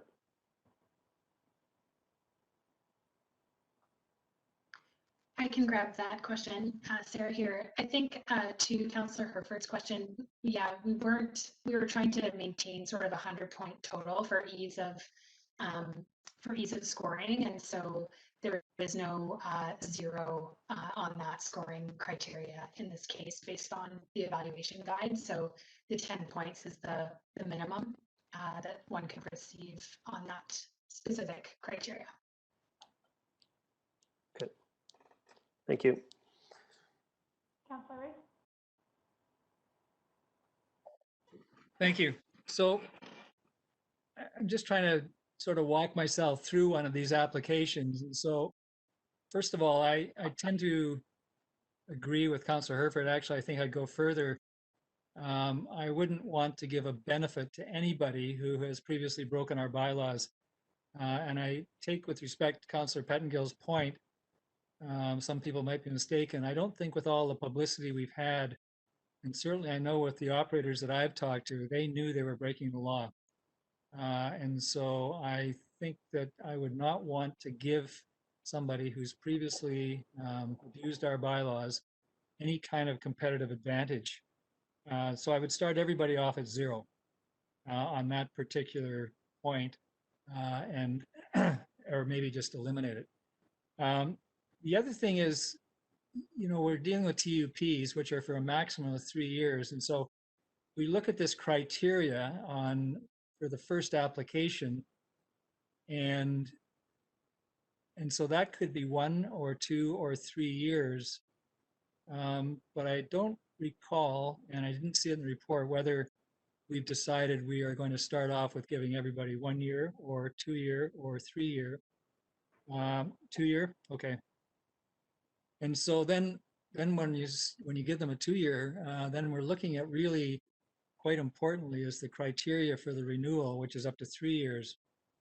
And so that's when a lot of this matrix would become, I expect, would be reapplied for the 3 year period. And then at that point, though, are they competing with the general public, or do they have an automatic, assuming that they somehow get past the matrix, do they have an automatic renewal?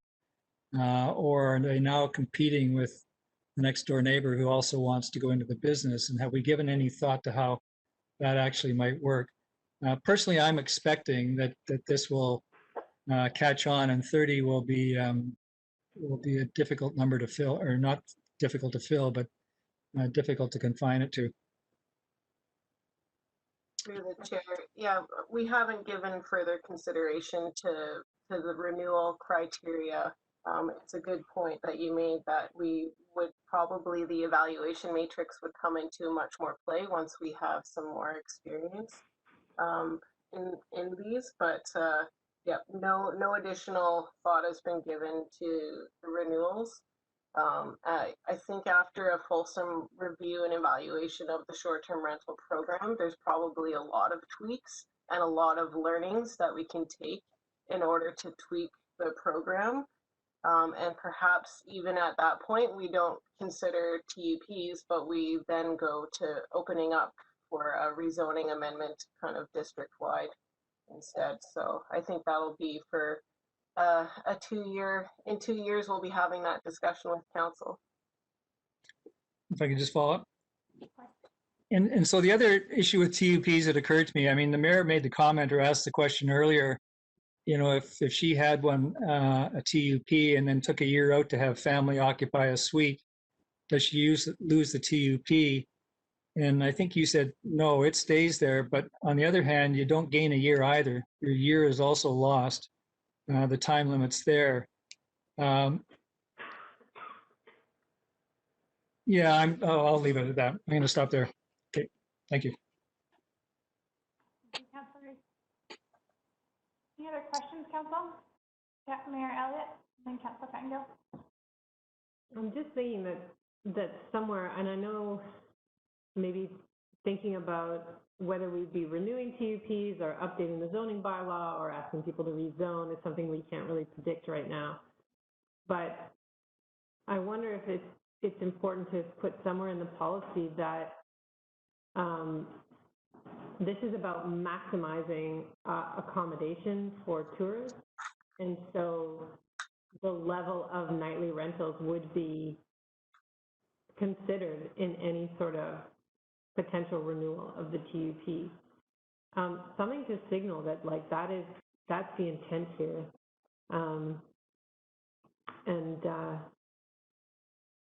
Because I'm just worried that too much of this, well, I do it to be flexible because sometimes I want family there and sometimes I want tourists.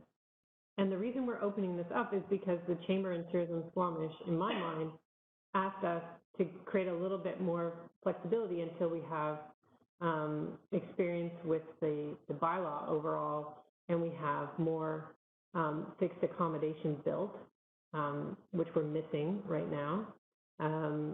And so this was an effort to provide some ease to the tourism industry. So we do need people that are willing to rent out their suites throughout the year and to maximize those nights. So I think, you know, that's why I don't want to eliminate entirely the track record piece. I think it's important, but I just don't think it deserves the 25. I think maybe it's 5 and their rating is 5, and then they can lose it all with a complaint, which would be a -10. And the other criteria are weighted differently. So there's only a 10-point spread between someone who's a new SPR versus an experienced one. And if you've had a complaint, then you're at the same level as a new entry into the market. And there's only, excuse me, a 10-point spread potentially. So I think that's supportable in my mind. And then,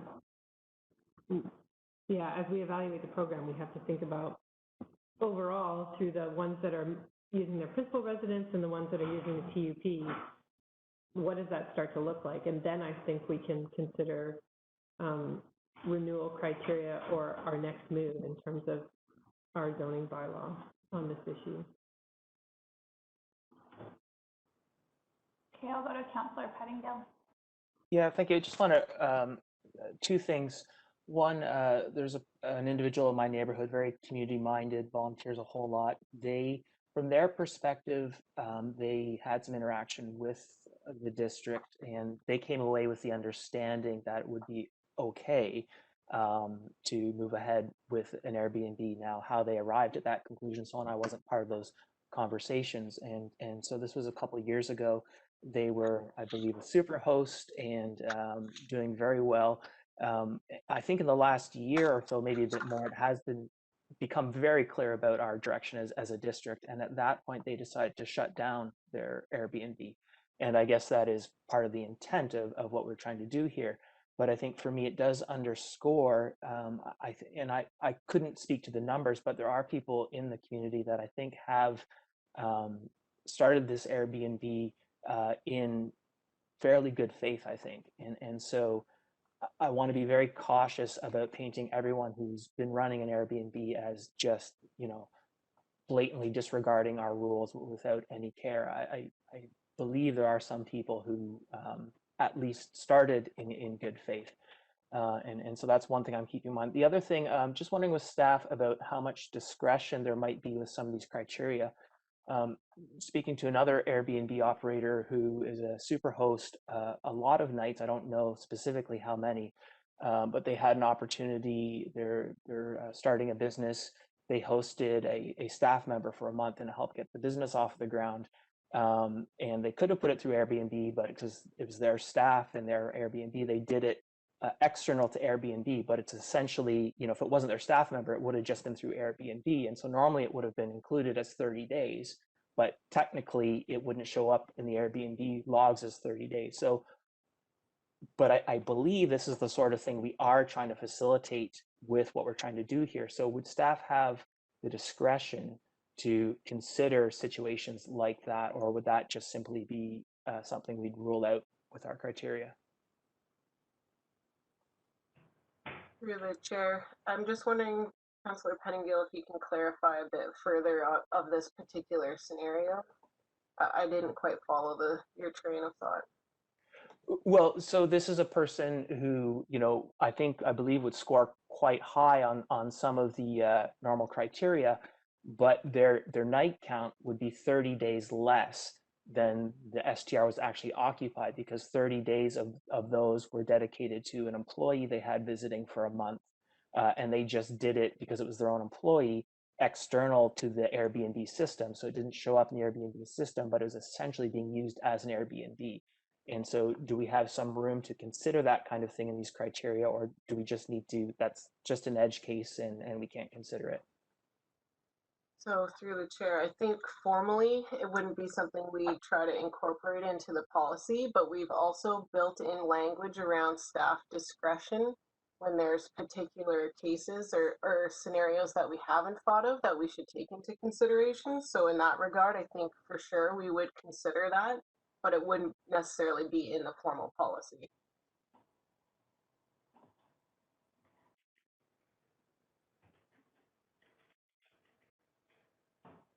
Council, any other questions? Councilor Harper? Actually, I realize that my question is going to be more of a commentary, so I'm going to refrain and wait for that time. Thank you. Thank you. Mayor Elliott? One of the things I wanted to check is I actually thought the majority of council wanted a higher number than 30, but it's come back to us with 30. And so, do others recall? I did go back and watch our discussion on that, and it was a 4-3 vote to keep the 30 count. Oh, okay. Thank you. All right, I'm not seeing any other burning questions. I think the piece that I've heard a little bit of mixed feedback on is how much, if at all, we want to reduce the weighting for, I'll frame it as the waiting for those who have previously operated STRs, so existing STRs versus new entries. And there's different ways that weighting might vary, but right now it's sitting at about 25 points. Yeah, I got you, Councilor Herbert. I'm just gonna, do you have a clarification question? No. Sorry, that math, I just ran the math, and someone else maybe better at math than me can run it as well. If you count that first criteria, that's a 25, that you can't score less than 10, call that a 15 point. It's actually nearly 30% weight right now for existing. So it's 30% weight right now. Is my math. So it's far greater than the 20 that it looks like on paper there. Currently, just a point of clarity, I think. So I've heard suggestions of potentially going higher. I've heard, I think, more consensus around reducing that. And I've heard the suggestion of potentially 5 points and 10 points. So I'll start with the lower number. Who would be willing to go as low as 5?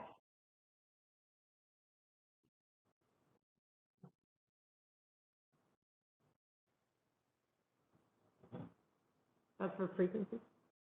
That's for overall weighting. Oh, then no. No. Okay.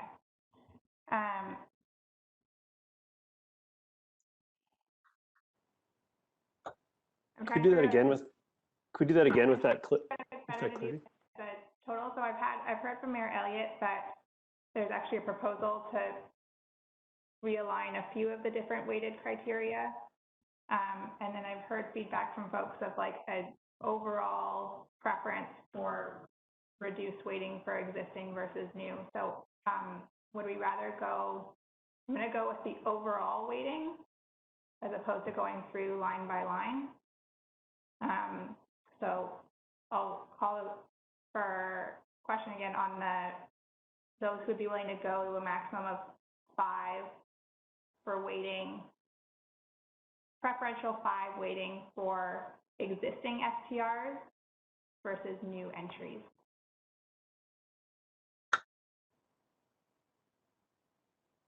Yeah, 4 on that. So just to clarify, those who'd be willing to go higher than 5.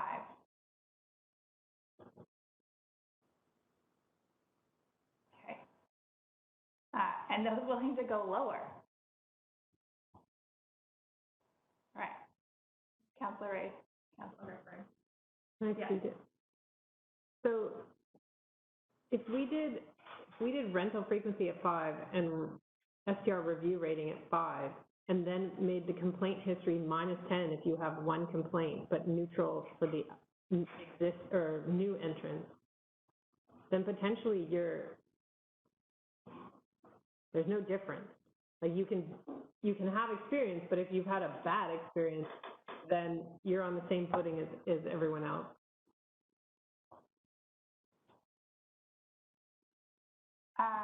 Could I ask a clarifying question on that? If it's the complaint history, is that complaint to the district or is that a negative rating? Through the chair, that's a complaint history that has been submitted formally to the district through the bylaw enforcement process.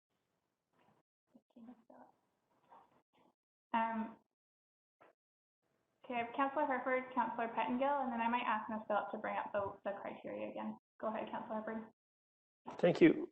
Wouldn't just having operating an STR result in a potential call to bylaw? I just want to make sure that we're actually pulling on the right bits. We got to screen those out, or is that not the case currently? I think through the chair, sorry, Armin, just to clarify your question, if we receive any complaint related to the STR, even if it's just for its existence, if we receive that formally, I think we'd register that as a complaint, but I'd look for Jonas to confirm that. That's correct. Yeah, it would get registered as a complaint. With that in mind, I don't know if that accomplishes what we're trying to accomplish, but I understand. So I mean, if you had an existing STR and your neighbors called in a complaint simply because you've been operating an STR for the past year, which is not allowed, that would count as a reduction in your complaint category. Yeah, but just an additional clarification to council is that we have checked how many complaints we've received, and it has been very few to date, like under 20 complaints over the past couple of years. So there's very few units out there where this complaint history would likely come into effect and as a factor. And actually, I would just state that the neighborhood inputs, so receiving feedback from the community when we issue the TUP notification that gets sent out to the neighbors, would actually probably have a much larger impact, or at least the opportunity. We're directly soliciting input from the neighborhood through that criteria. I have Councillor Pettengill, then Mayor Elliott. Yeah, if I could just maybe clarifying question to my colleagues. In the preamble, I'm reading that a primary goal of this is to minimize the impact to the existing tourism sector and so on. And, you know, in my mind, a 5% potential advantage or 5-point potential advantage or an equal advantage is really a way of saying, well, no, that isn't our priority as a council. So I just, is that the case that we're not really aiming to minimize impacts against tourism? That's just not where we're at as a council? Or do we feel that even with only having a 5-point or no point advantage, we can still primarily minimize short-term impacts to the tourism industry? Because I guess I kind of feel like we're debating that, you know, disconnecting that goal from some of the actions we're taking here, and I'm just trying to wrap my head around that. I will speak to that from my perspective. From my perspective, I don't think that simply the fact that you've operated an STR previously makes you more likely to soften the impact to the tourism economy. I think what is most important is rental frequency, and that should be open to both previous existing STRs and new entrants to the STR market. I don't think it's fair to penalize those who have been adhering to the bylaw, but may be willing to start an operation. I think that there's equal opportunity there for our tourism sector and the accommodation sector. But I don't think the action of providing a smaller benefit or a relatively small benefit to existing STRs is counter to that overall goal of addressing the issue with tourism accommodation. That's just my perspective. Mayor Elliott. Through the chair, I agree with Councillor Pettengill in terms of the preamble. One of the reasons I supported this direction was because it was to support tourism, and so maximizing quality operations that have a history of providing many, many nights of accommodation to tourists. That was my intent in supporting the original motion for this. So yeah, I actually think some experience should be weighted here. Does it need to be 30 points? No. But I think it matters.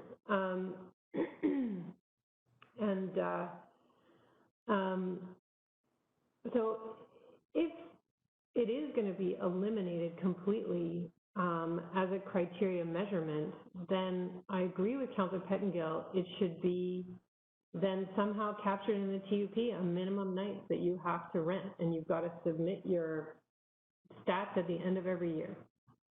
Because this is about providing accommodation to tourists, in my mind. That was the original intent. So if councillors are going to whittle it down so there's no difference between an existing and a new STR, then I think we have to add criteria to the TUP that you have to rent for a minimum of, I don't know, 120 nights a year or something.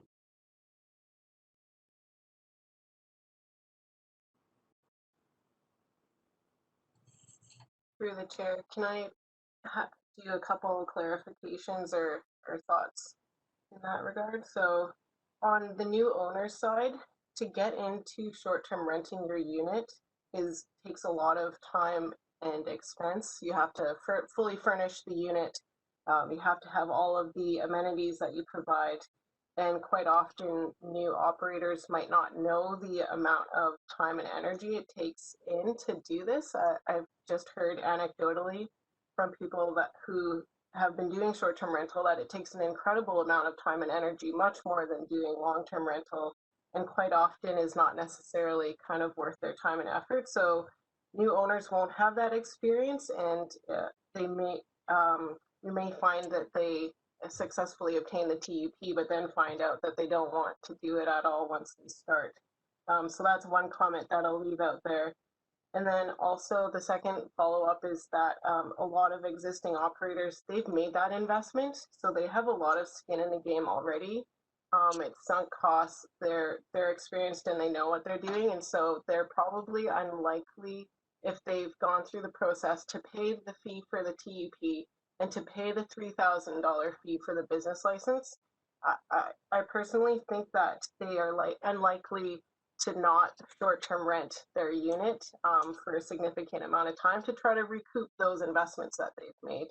But obviously there's a ton of extenuating circumstances in it. Everybody's going to be different, and so it's hard to try to put somebody into a category or a box. We really don't know how they'll operate once we issue their permit. Thank you, Ms. Phillips. Councillor Herford, I saw your hand. Thank you. I'm anticipating a competitive process for the limited number that we're of TPs that we're are going to be on offer, and I feel those are great points that Asia just mentioned, and I'm happy to acknowledge those. But there's also I do think that the process and the fees associated with the process are and the expenses in getting stated expenses in getting up and running are enough of a deterrent for the folks that aren't sure about putting their foot in. I know there's people out there that haven't yet gone this direction that could be very successful at it. So I think that acknowledging that experience with some waiting is fair, but I want to make sure that it's close enough that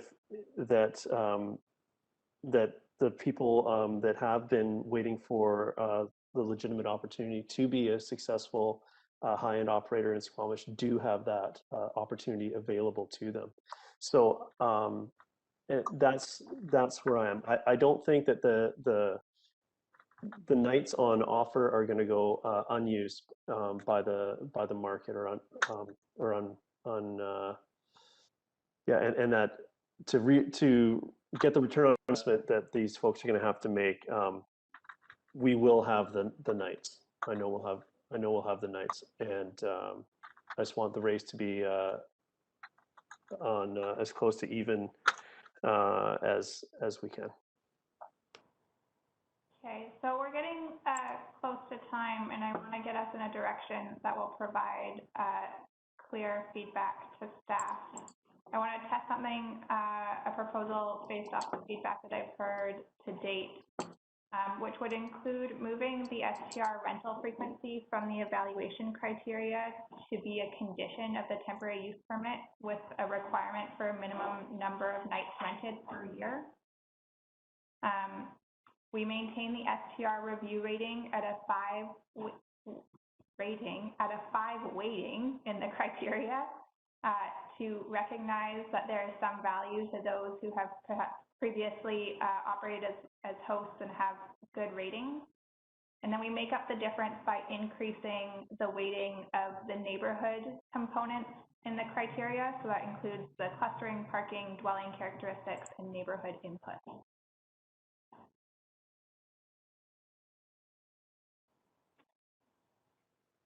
Councillor Herford. Thank you. On the clustering, we're looking at TUP clusterings, not STR clusterings. Is that correct? Is STR in primary residence as well is considered in that? Go ahead, Ms. Phillips. Yeah, it's STRs across the board, no matter what type. So no matter what type of unit is operating, it's just based on the proximity to the TUP application. And then would that affect, is that same criteria? I don't recall that criteria being relevant to the STRs in primary residence. It's not detrimental the other way, is it? No. Through the chair, I don't believe so. I mean, if it's your principal residence, you just come in for a business license, and if you meet the requirements, we're issuing it. Yeah. Okay, I just wasn't sure how those two pieces interacted. Thank you. Does anybody else have any? Yeah, Mr. Balanescu. To you, Chair, maybe I could request that once council is finished with providing comments, that maybe we do a quick recess, and staff could then come back with a proposed amendment so that we don't have to come back another time to committee of the whole. Yeah, we can make time for that. Thank you for the suggestion. Curious to hear other councillors' feedback on the proposal. I'm happy to reiterate it if it was too verbose to catch the first time around. Go ahead. Okay, I will repeat it. So it is that the STR rental frequency be removed from the evaluation criteria and put in as a temporary use permit condition with a minimum number of nights rented per year. The STR review rating is remained as is at 5 points to allocate some benefit for those existing hosts who have demonstrated good ratings. And the balance is made up by increasing the weighting of the clustering avoidance, parking provisions, dwelling characteristics, and neighborhood input.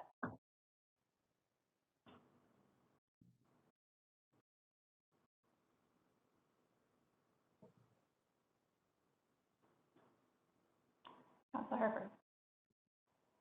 Yes, thank you for those changes. I'm generally supportive of this direction. I would like to see the throughout this discussion we've been mixing the term points, and we're not sure if it's percentage points or points on a scoring matrix out of an unknown number. So as long as that is to me is a 5% of the available points of the scoring matrix, if that makes sense, is the clarity that I would like to see. Yes, that was my intention. Thank you for the clarification. Thank you. Any other thoughts or feedback on that proposal?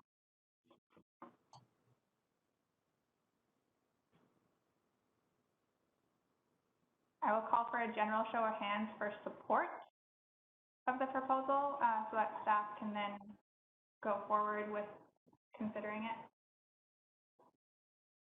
All right.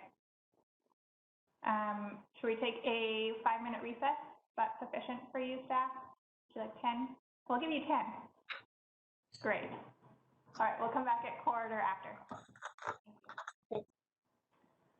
All right, welcome back to the Committee of the Whole. It looks like we have quorum and we have staff back. Ms. Phillips.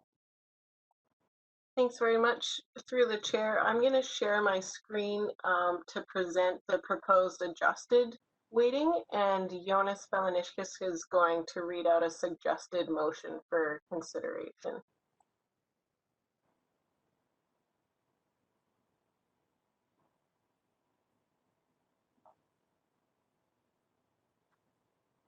Can everybody see my screen?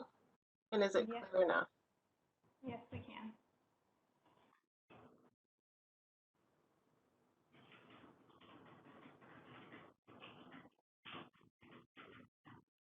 Asia, do you want to go over the changes before I go into the motion? Okay, sure. Sorry, I was waiting for you.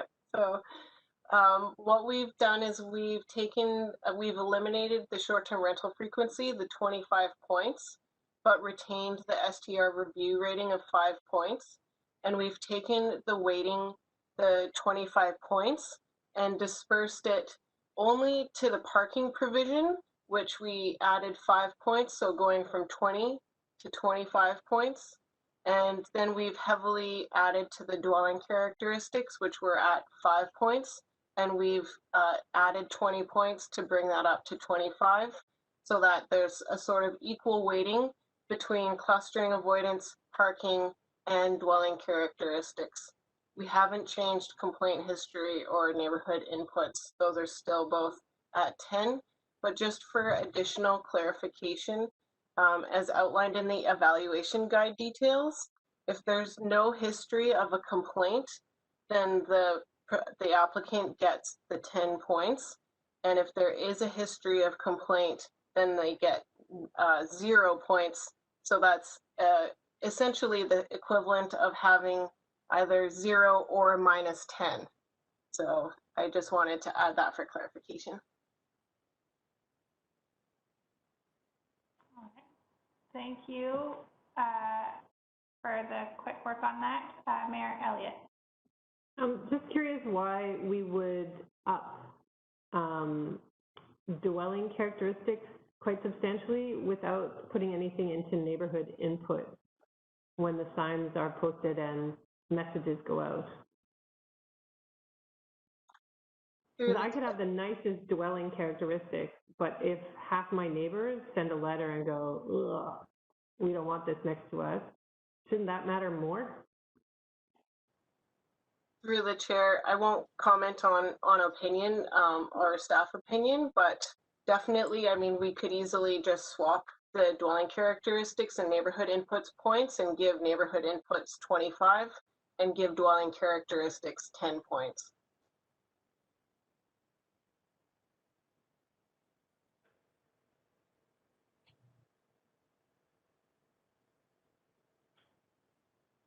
Through the chair, do you want me to stop sharing my screen if everybody sees and understands that so we can have a full screen view? Do folks feel like they've seen this sufficiently?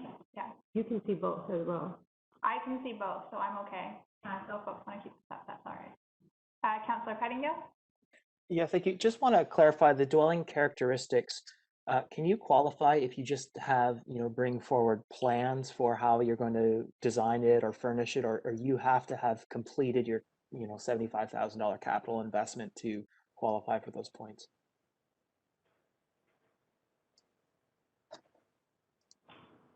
Through the chair, can you clarify on the investment piece? I just missed that last thought.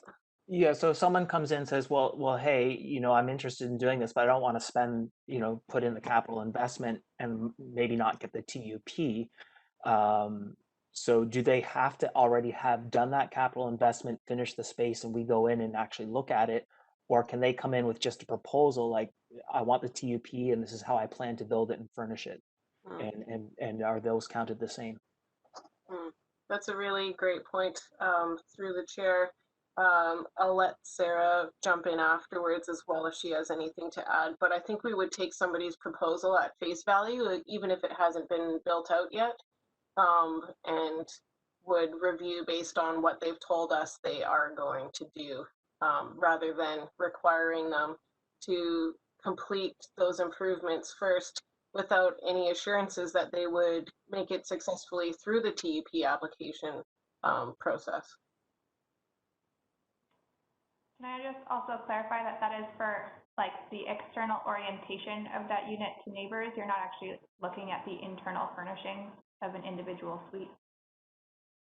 Correct. So just to add additional clarification, the dwelling characteristics is really looking at how it's orientated and if there's any screening or other mitigation so that there's not that impact to some neighboring residences' kind of privacy and enjoyment of their property. So that's really what that characteristic, that criteria is drilling down to. Thank you. Mr. Janet, I saw your hand. Thank you. Through the chair, that was exactly the point I was going to make, was that the criteria was really focused around that the position of the unit in relation to the principal dwelling, where it is on the lot, the outdoor kind of amenities or common areas. So it was more about sort of some of those fundamental pieces as opposed to, the interior and how it's finished, etc. All right, thank you. So council, we are over time on this item, and I know it's a meaty topic. So what I'm looking for is whether you are supportive of this proposal, and if you are not, how will you change it?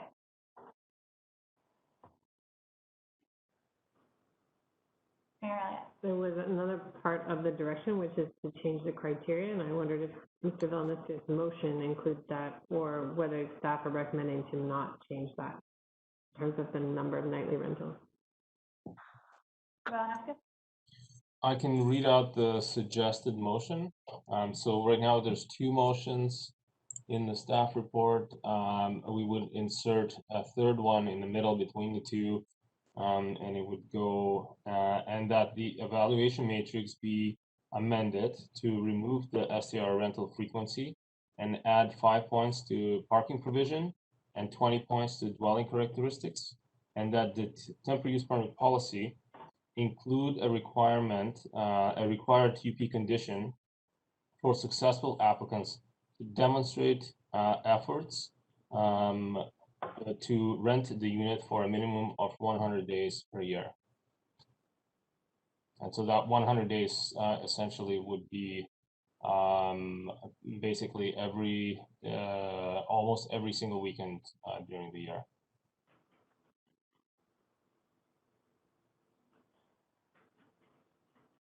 Do you have a follow-up? No, I'm fine. I just think we should rejig the dwelling characteristics versus, what was the other one? Yeah, neighborhood input. Neighborhood input. But I think that one should be higher. Councillor Pettingill? Yeah, I just had one other comment that before we get to a vote and so on, just asking about, like, as I understand with all the other changes, as long as you didn't have a daycare at the time of application, you could theoretically add a daycare in after the fact and still qualify, given the way we've changed everything, because we've made the daycare piece just an upfront requirement and so on. And so, you know, I was wondering if the rest of council feels like we should plug some of those holes. I guess I thought if we were going to move forward on some of these things, it should be sort of across the board.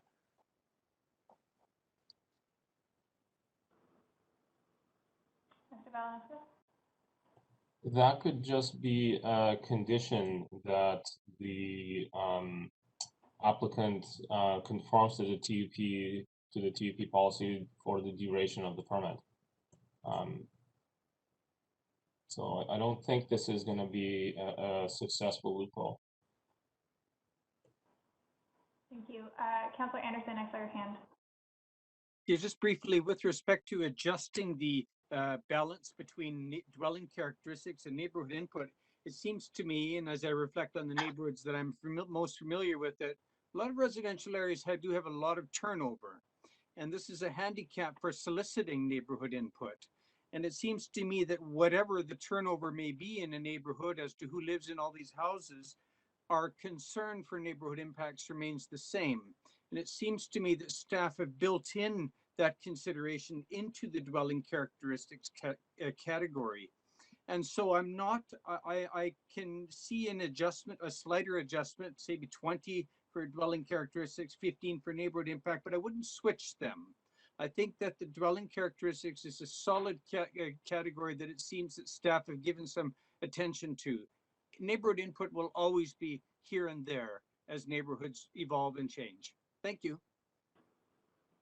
Thank you, Councillor Anderson. Councillor Herford? Thank you.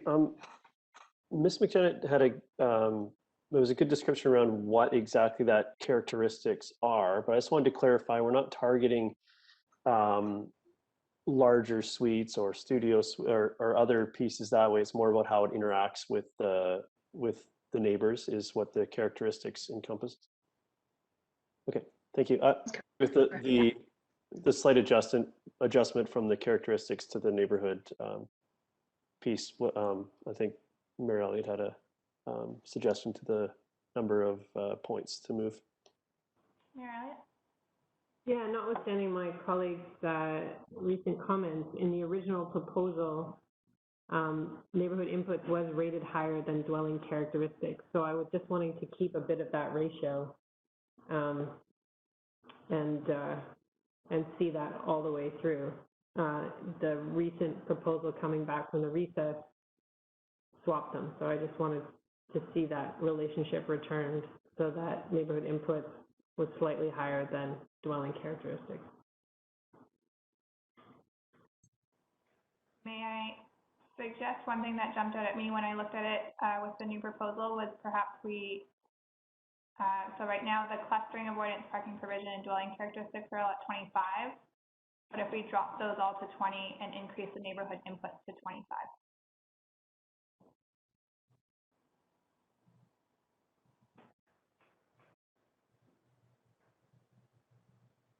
So the neighborhood interactions, generally in terms of the suite characteristics, the parking are generally combined weighted more, and then the neighborhood impacts are slightly above.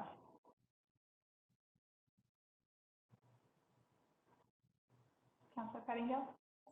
Yeah, I just want to raise a thought I had just on this discussion about minimizing impacts to tourism. And if you are a new operator and you do everything right, you pay all the fees and you're 100% willing to rent all the nights and so on, it's still, as I understand it, going to be a few months at least or several months before you get superhost status, which means that if we have a lot of new, who might in theory be great people on the Airbnb site, no one will have that, or very few will have that status. And so as a consumer from the outside, you're going to see very few, because that's your sort of reliability indicator, somebody who doesn't know the community, doesn't know this place, that I can trust giving this place my money.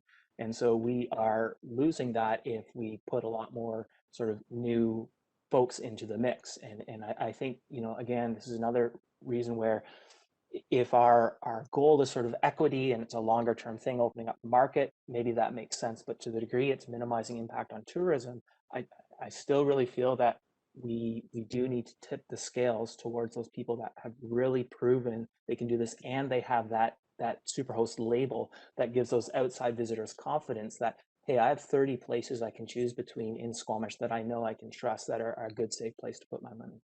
And so I think that's something we should keep in mind. You know, otherwise it's going to be several months at least. Suggested alternative direction. So if you want to put something forward as a proposal, please go ahead. But we're trying to get to a end of this discussion.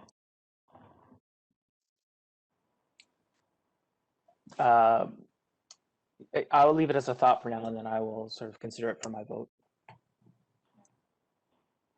So the last thing that was proposed is that we have the clustering, parking, and dwelling characteristics at 20 and the neighborhood inputs at 25. Can I get a show of hands who would be supportive of that?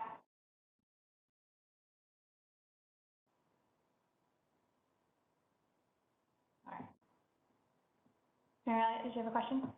Well, I just think, you know, if we look at what staff originally proposed, they put higher weighting around clustering avoidance over parking.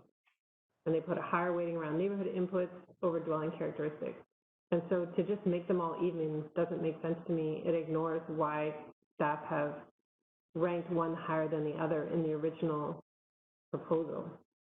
So I think for me, the only ones that need changing is that relationship between dwelling characteristics and neighborhood inputs. So one becomes, I can't see the new proposal again. So what's the total amount of points between the two of them?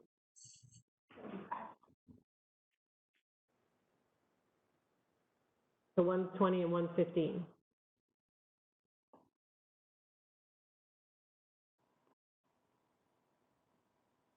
So dwelling characteristics becomes 15, neighborhood inputs becomes 20. And the rest stay as they are, 25 and 20. That to me respects staff direction around which ones should be weighted higher than others and eliminates the STR rental frequency. I can appreciate that rationale. So a show of hands for support for that direction.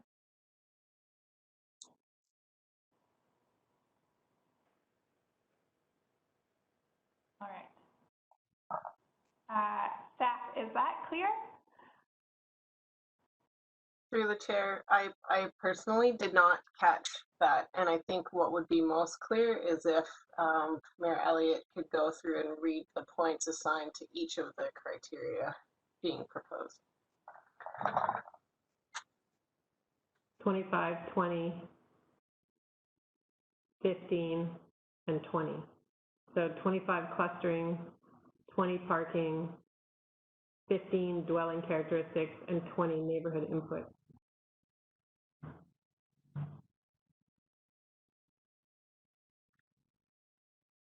Does that get you to the total that you need? I think so.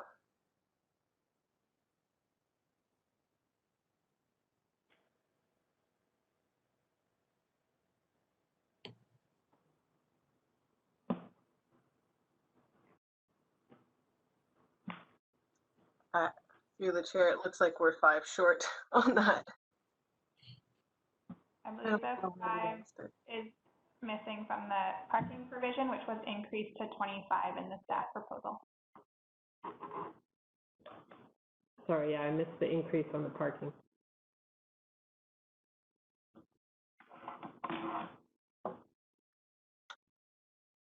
That's 25 for clustering, 25 for parking, 10 for dwelling characteristics, 15 for neighborhood input.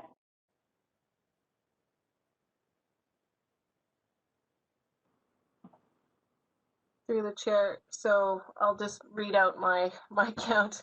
STR review rating 5, clustering avoidance 25, parking provision 25, dwelling characteristics 15, complaint history 10, and neighborhood inputs 20 for a total of 100 points still. All right. Show of hands for support of that proposal.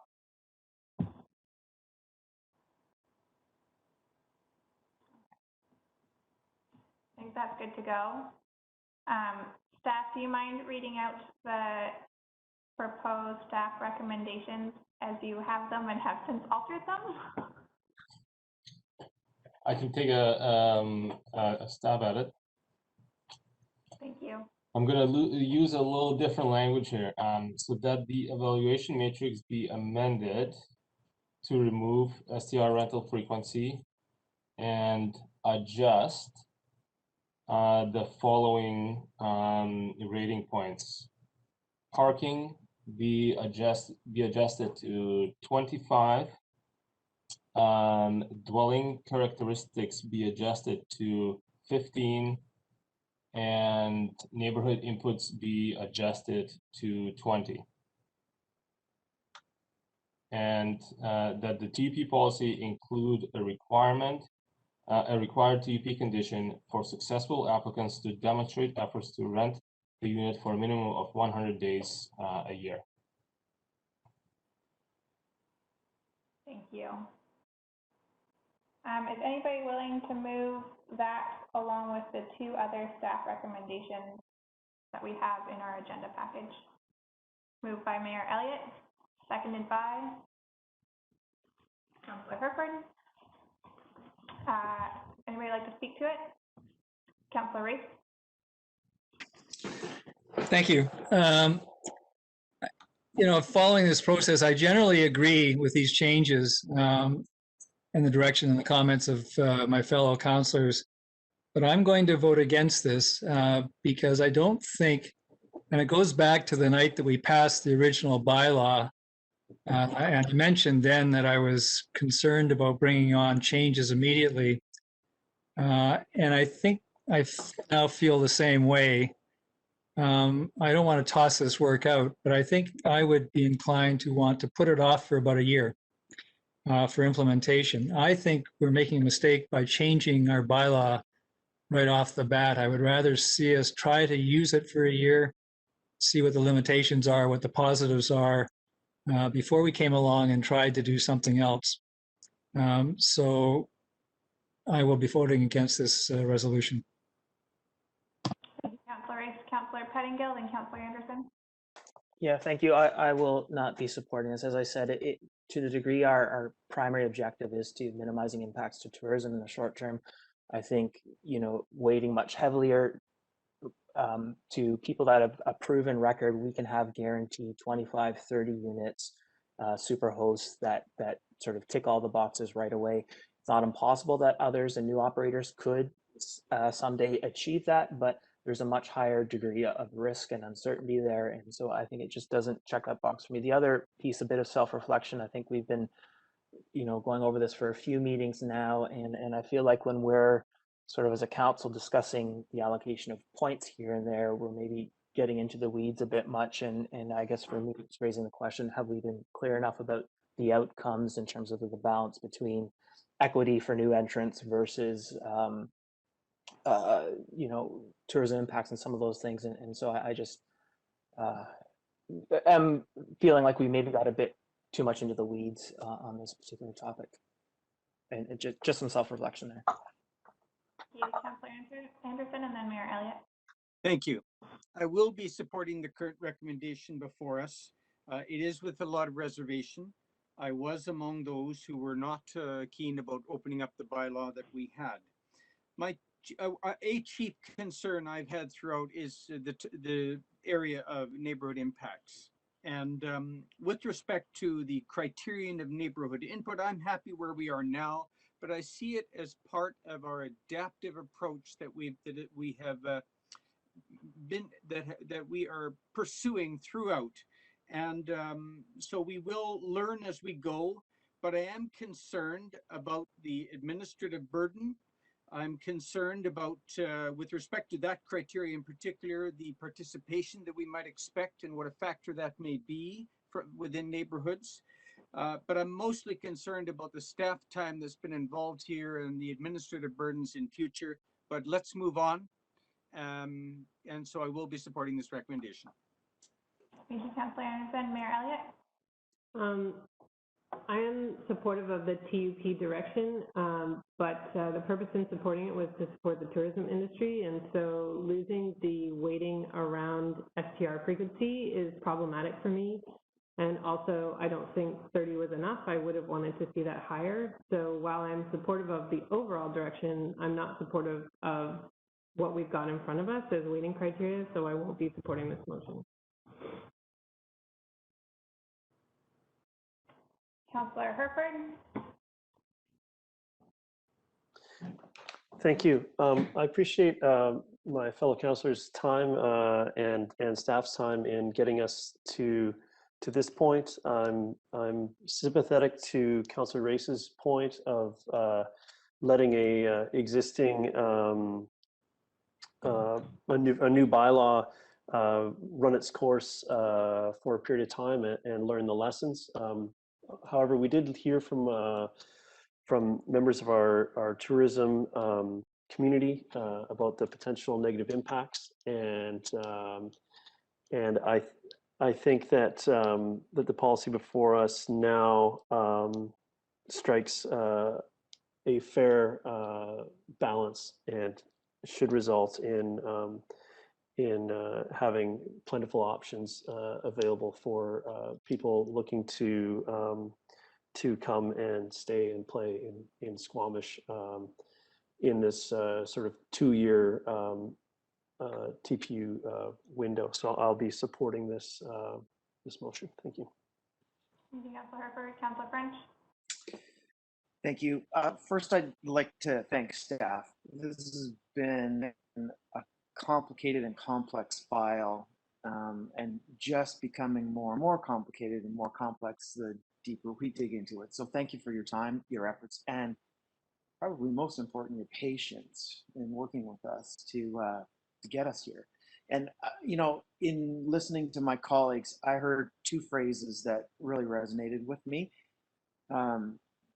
Learn as we go from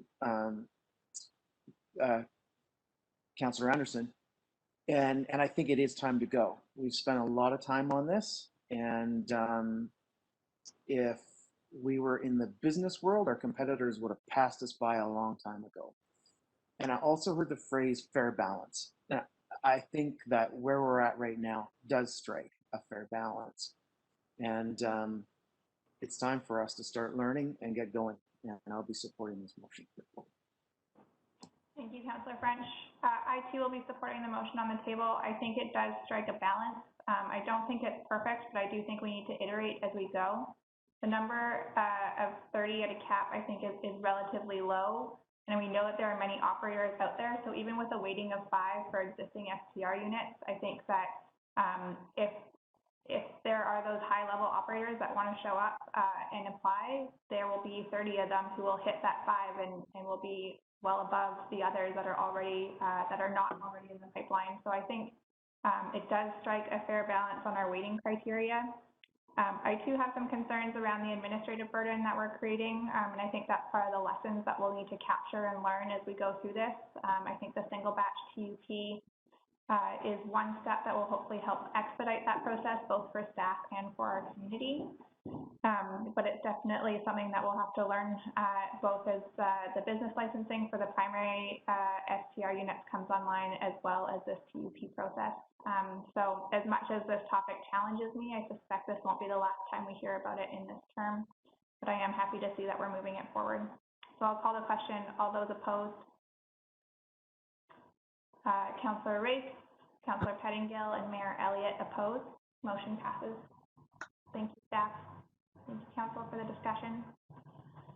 And with that, we are well behind time, but I think it was an important discussion, and we will now on item 5.3, the EAO process update, handed over to Mr. Buxton for an update on the work being done on the EAO processes to date.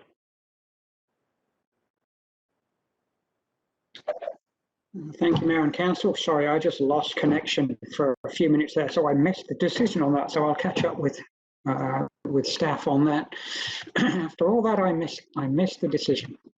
I'll be very brief in terms of the work that we've been working with. I'll ditch the video as well. I don't know if I have enough bandwidth, but in terms of the work that we've been doing with the EAO over the last year. Where are we? Sorry, am I?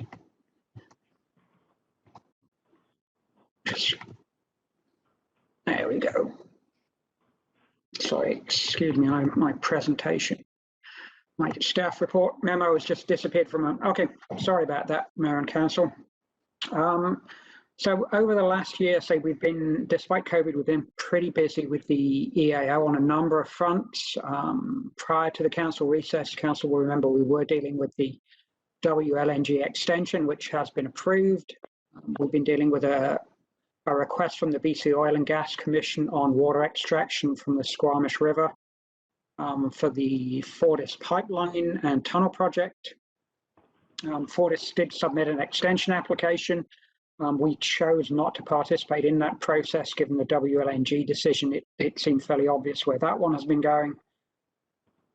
We did some work on the Garibaldi to Squamish EAC extension and amendment just before Christmas. I'm expecting a decision on that likely within the next week. Fortis and WLNG both hosted online community tables that some staff did attend. Those weren't particularly rewarding in terms of future actions. The principal work that we're involved in right now is the Fortis amendment application. There are 4 amendments. The Startmas corridor expansion, that's south of the district. Coquitlam, that's substantially distant from where we are.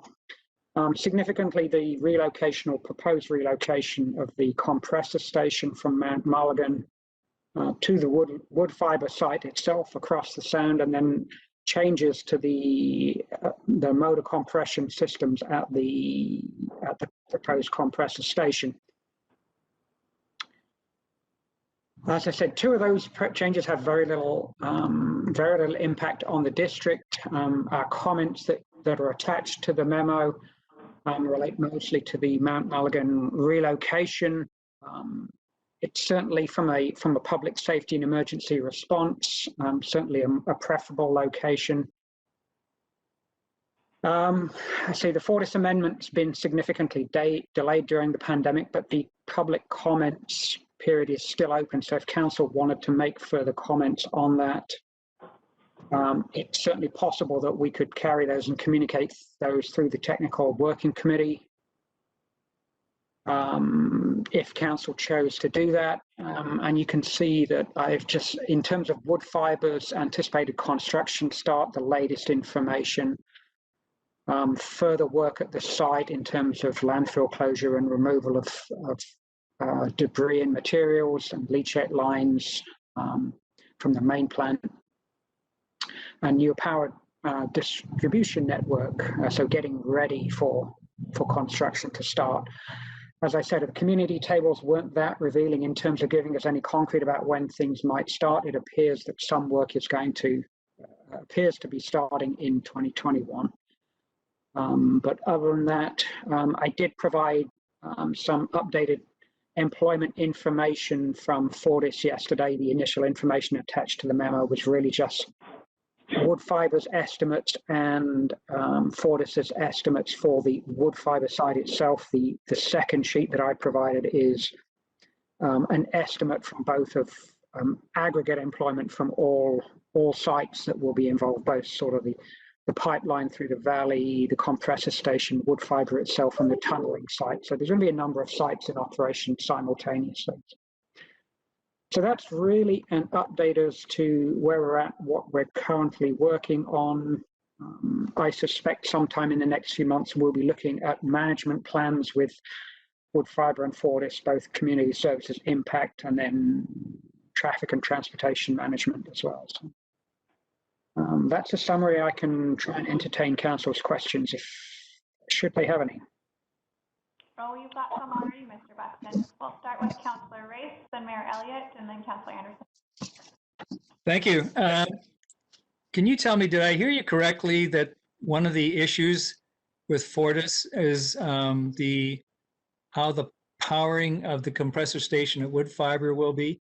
Is it electric or are they still with gas? I'd heard that they were going to electric to some upgrades in Coquitlam, but I didn't hear about a change for the one at this end. Is that a possibility?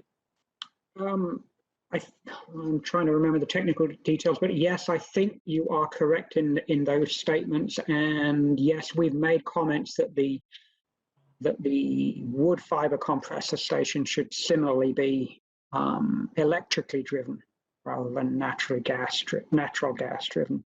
That's been the position we've taken? I believe that's in our comments. I'll just say I think it should be. The reason for Mount Mulligan not being proposed with electricity was the difficulty of getting electricity to it. But they don't have that at wood fiber. The power lines just go right by them. So I think if it's not already, that should be our position for sure. Through the chair, I believe on page 42 of council's agenda is are the comments that we've submitted. Yeah, the district recommends Fortis coordinate with wood fiber to resolve those constraints in favor of electric power at that compressor station. Okay, thank you. Mayor Elliott. What conversations are ongoing about its routing of the pipelines through the district proper?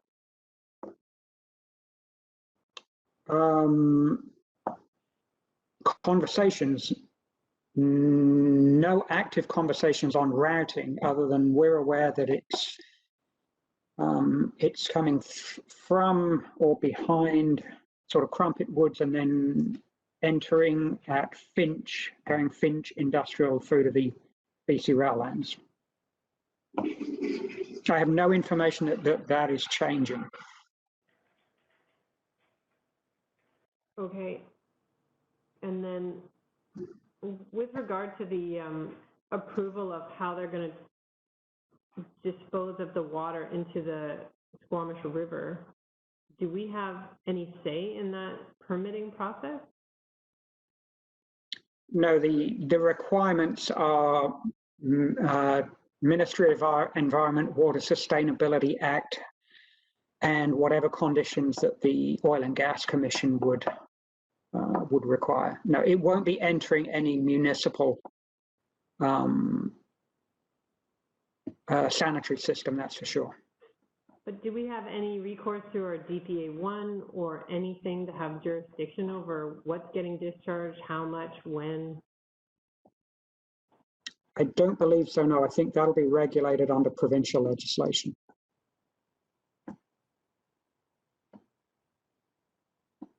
You don't think so, or you know so? We've been given every indication that it's not an if, it's a how, and that the how would be regulated by the BC Oil and Gas Commission, subject to Ministry of Environment requirements and Water Sustainability Act provisions.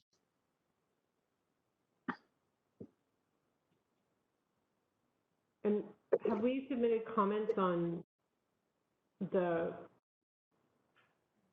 where the tailings from the tunneling project, how they're moving through the district, where they're being put, or that amendment doesn't seem to have come forward because they're lengthening that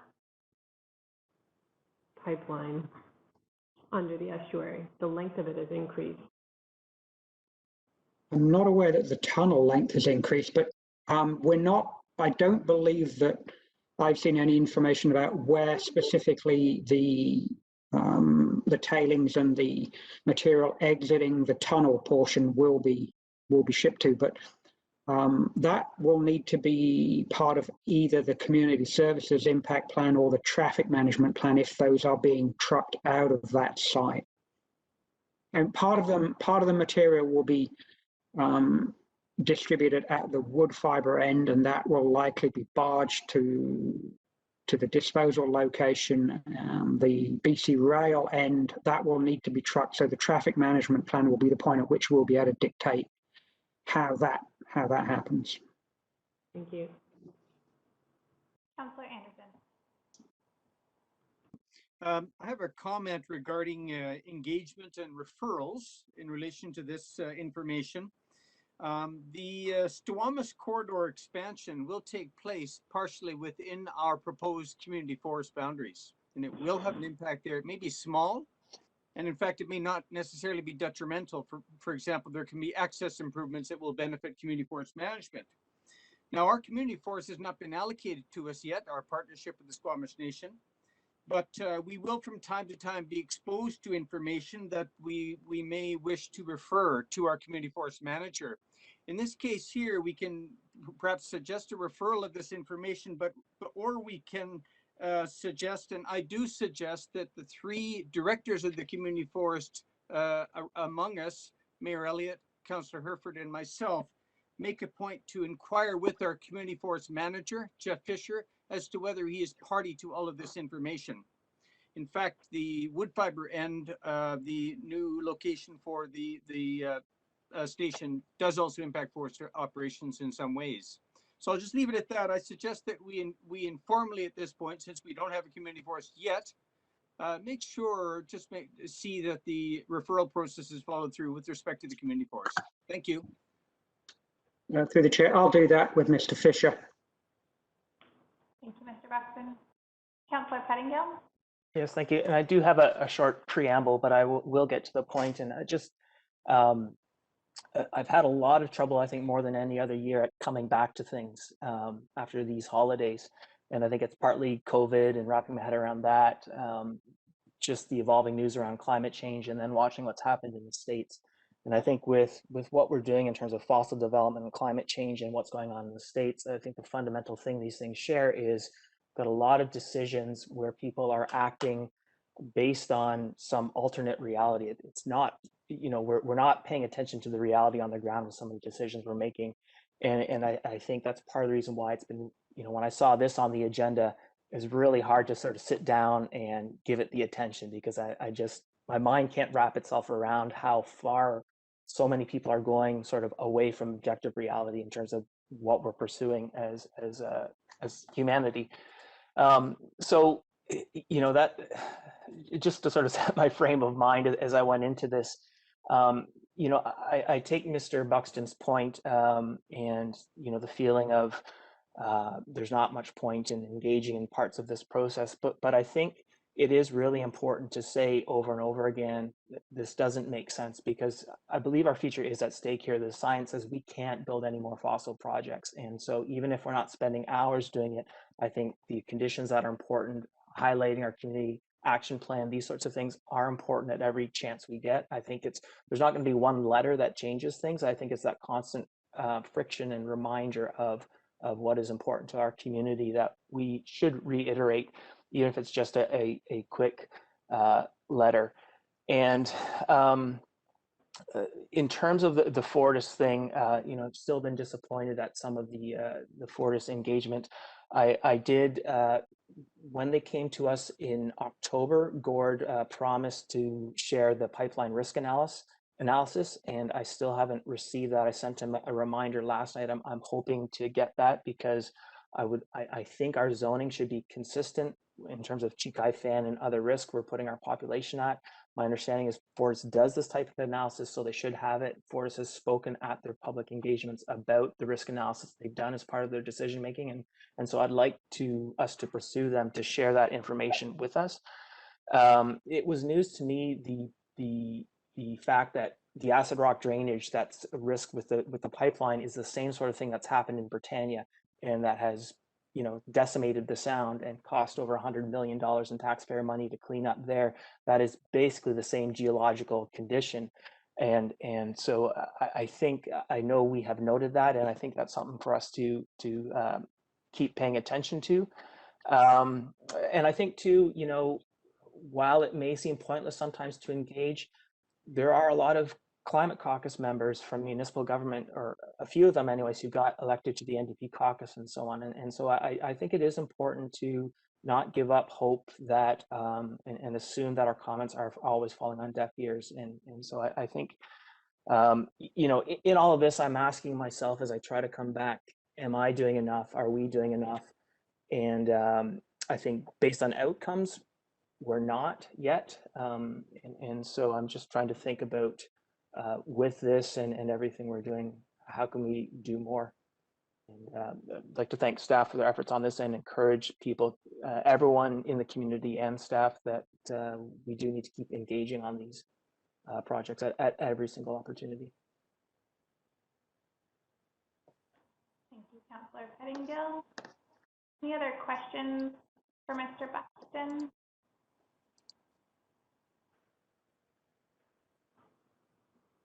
Not seeing any. There is no motion for us to entertain. This was just an update. Thank you, Mr. Buxton, for the ongoing work. I know sometimes the processes can be challenging just in terms of their scope and how much influence we might feel that we have. So I thank you for making sure that we're on top of it and engaging in the process and keeping us up to date on where those processes are at and where opportunities are for influence. Thank you. I'll keep you updated as best I can. Thank you. Thank you. All right. And with that, I will entertain a motion to terminate. Moved by Councillor French, seconded by Councillor Herford. Any opposed? Motion carries. Thank you very much. Not so bad, just 5 minutes beyond. Good catch up on that last one.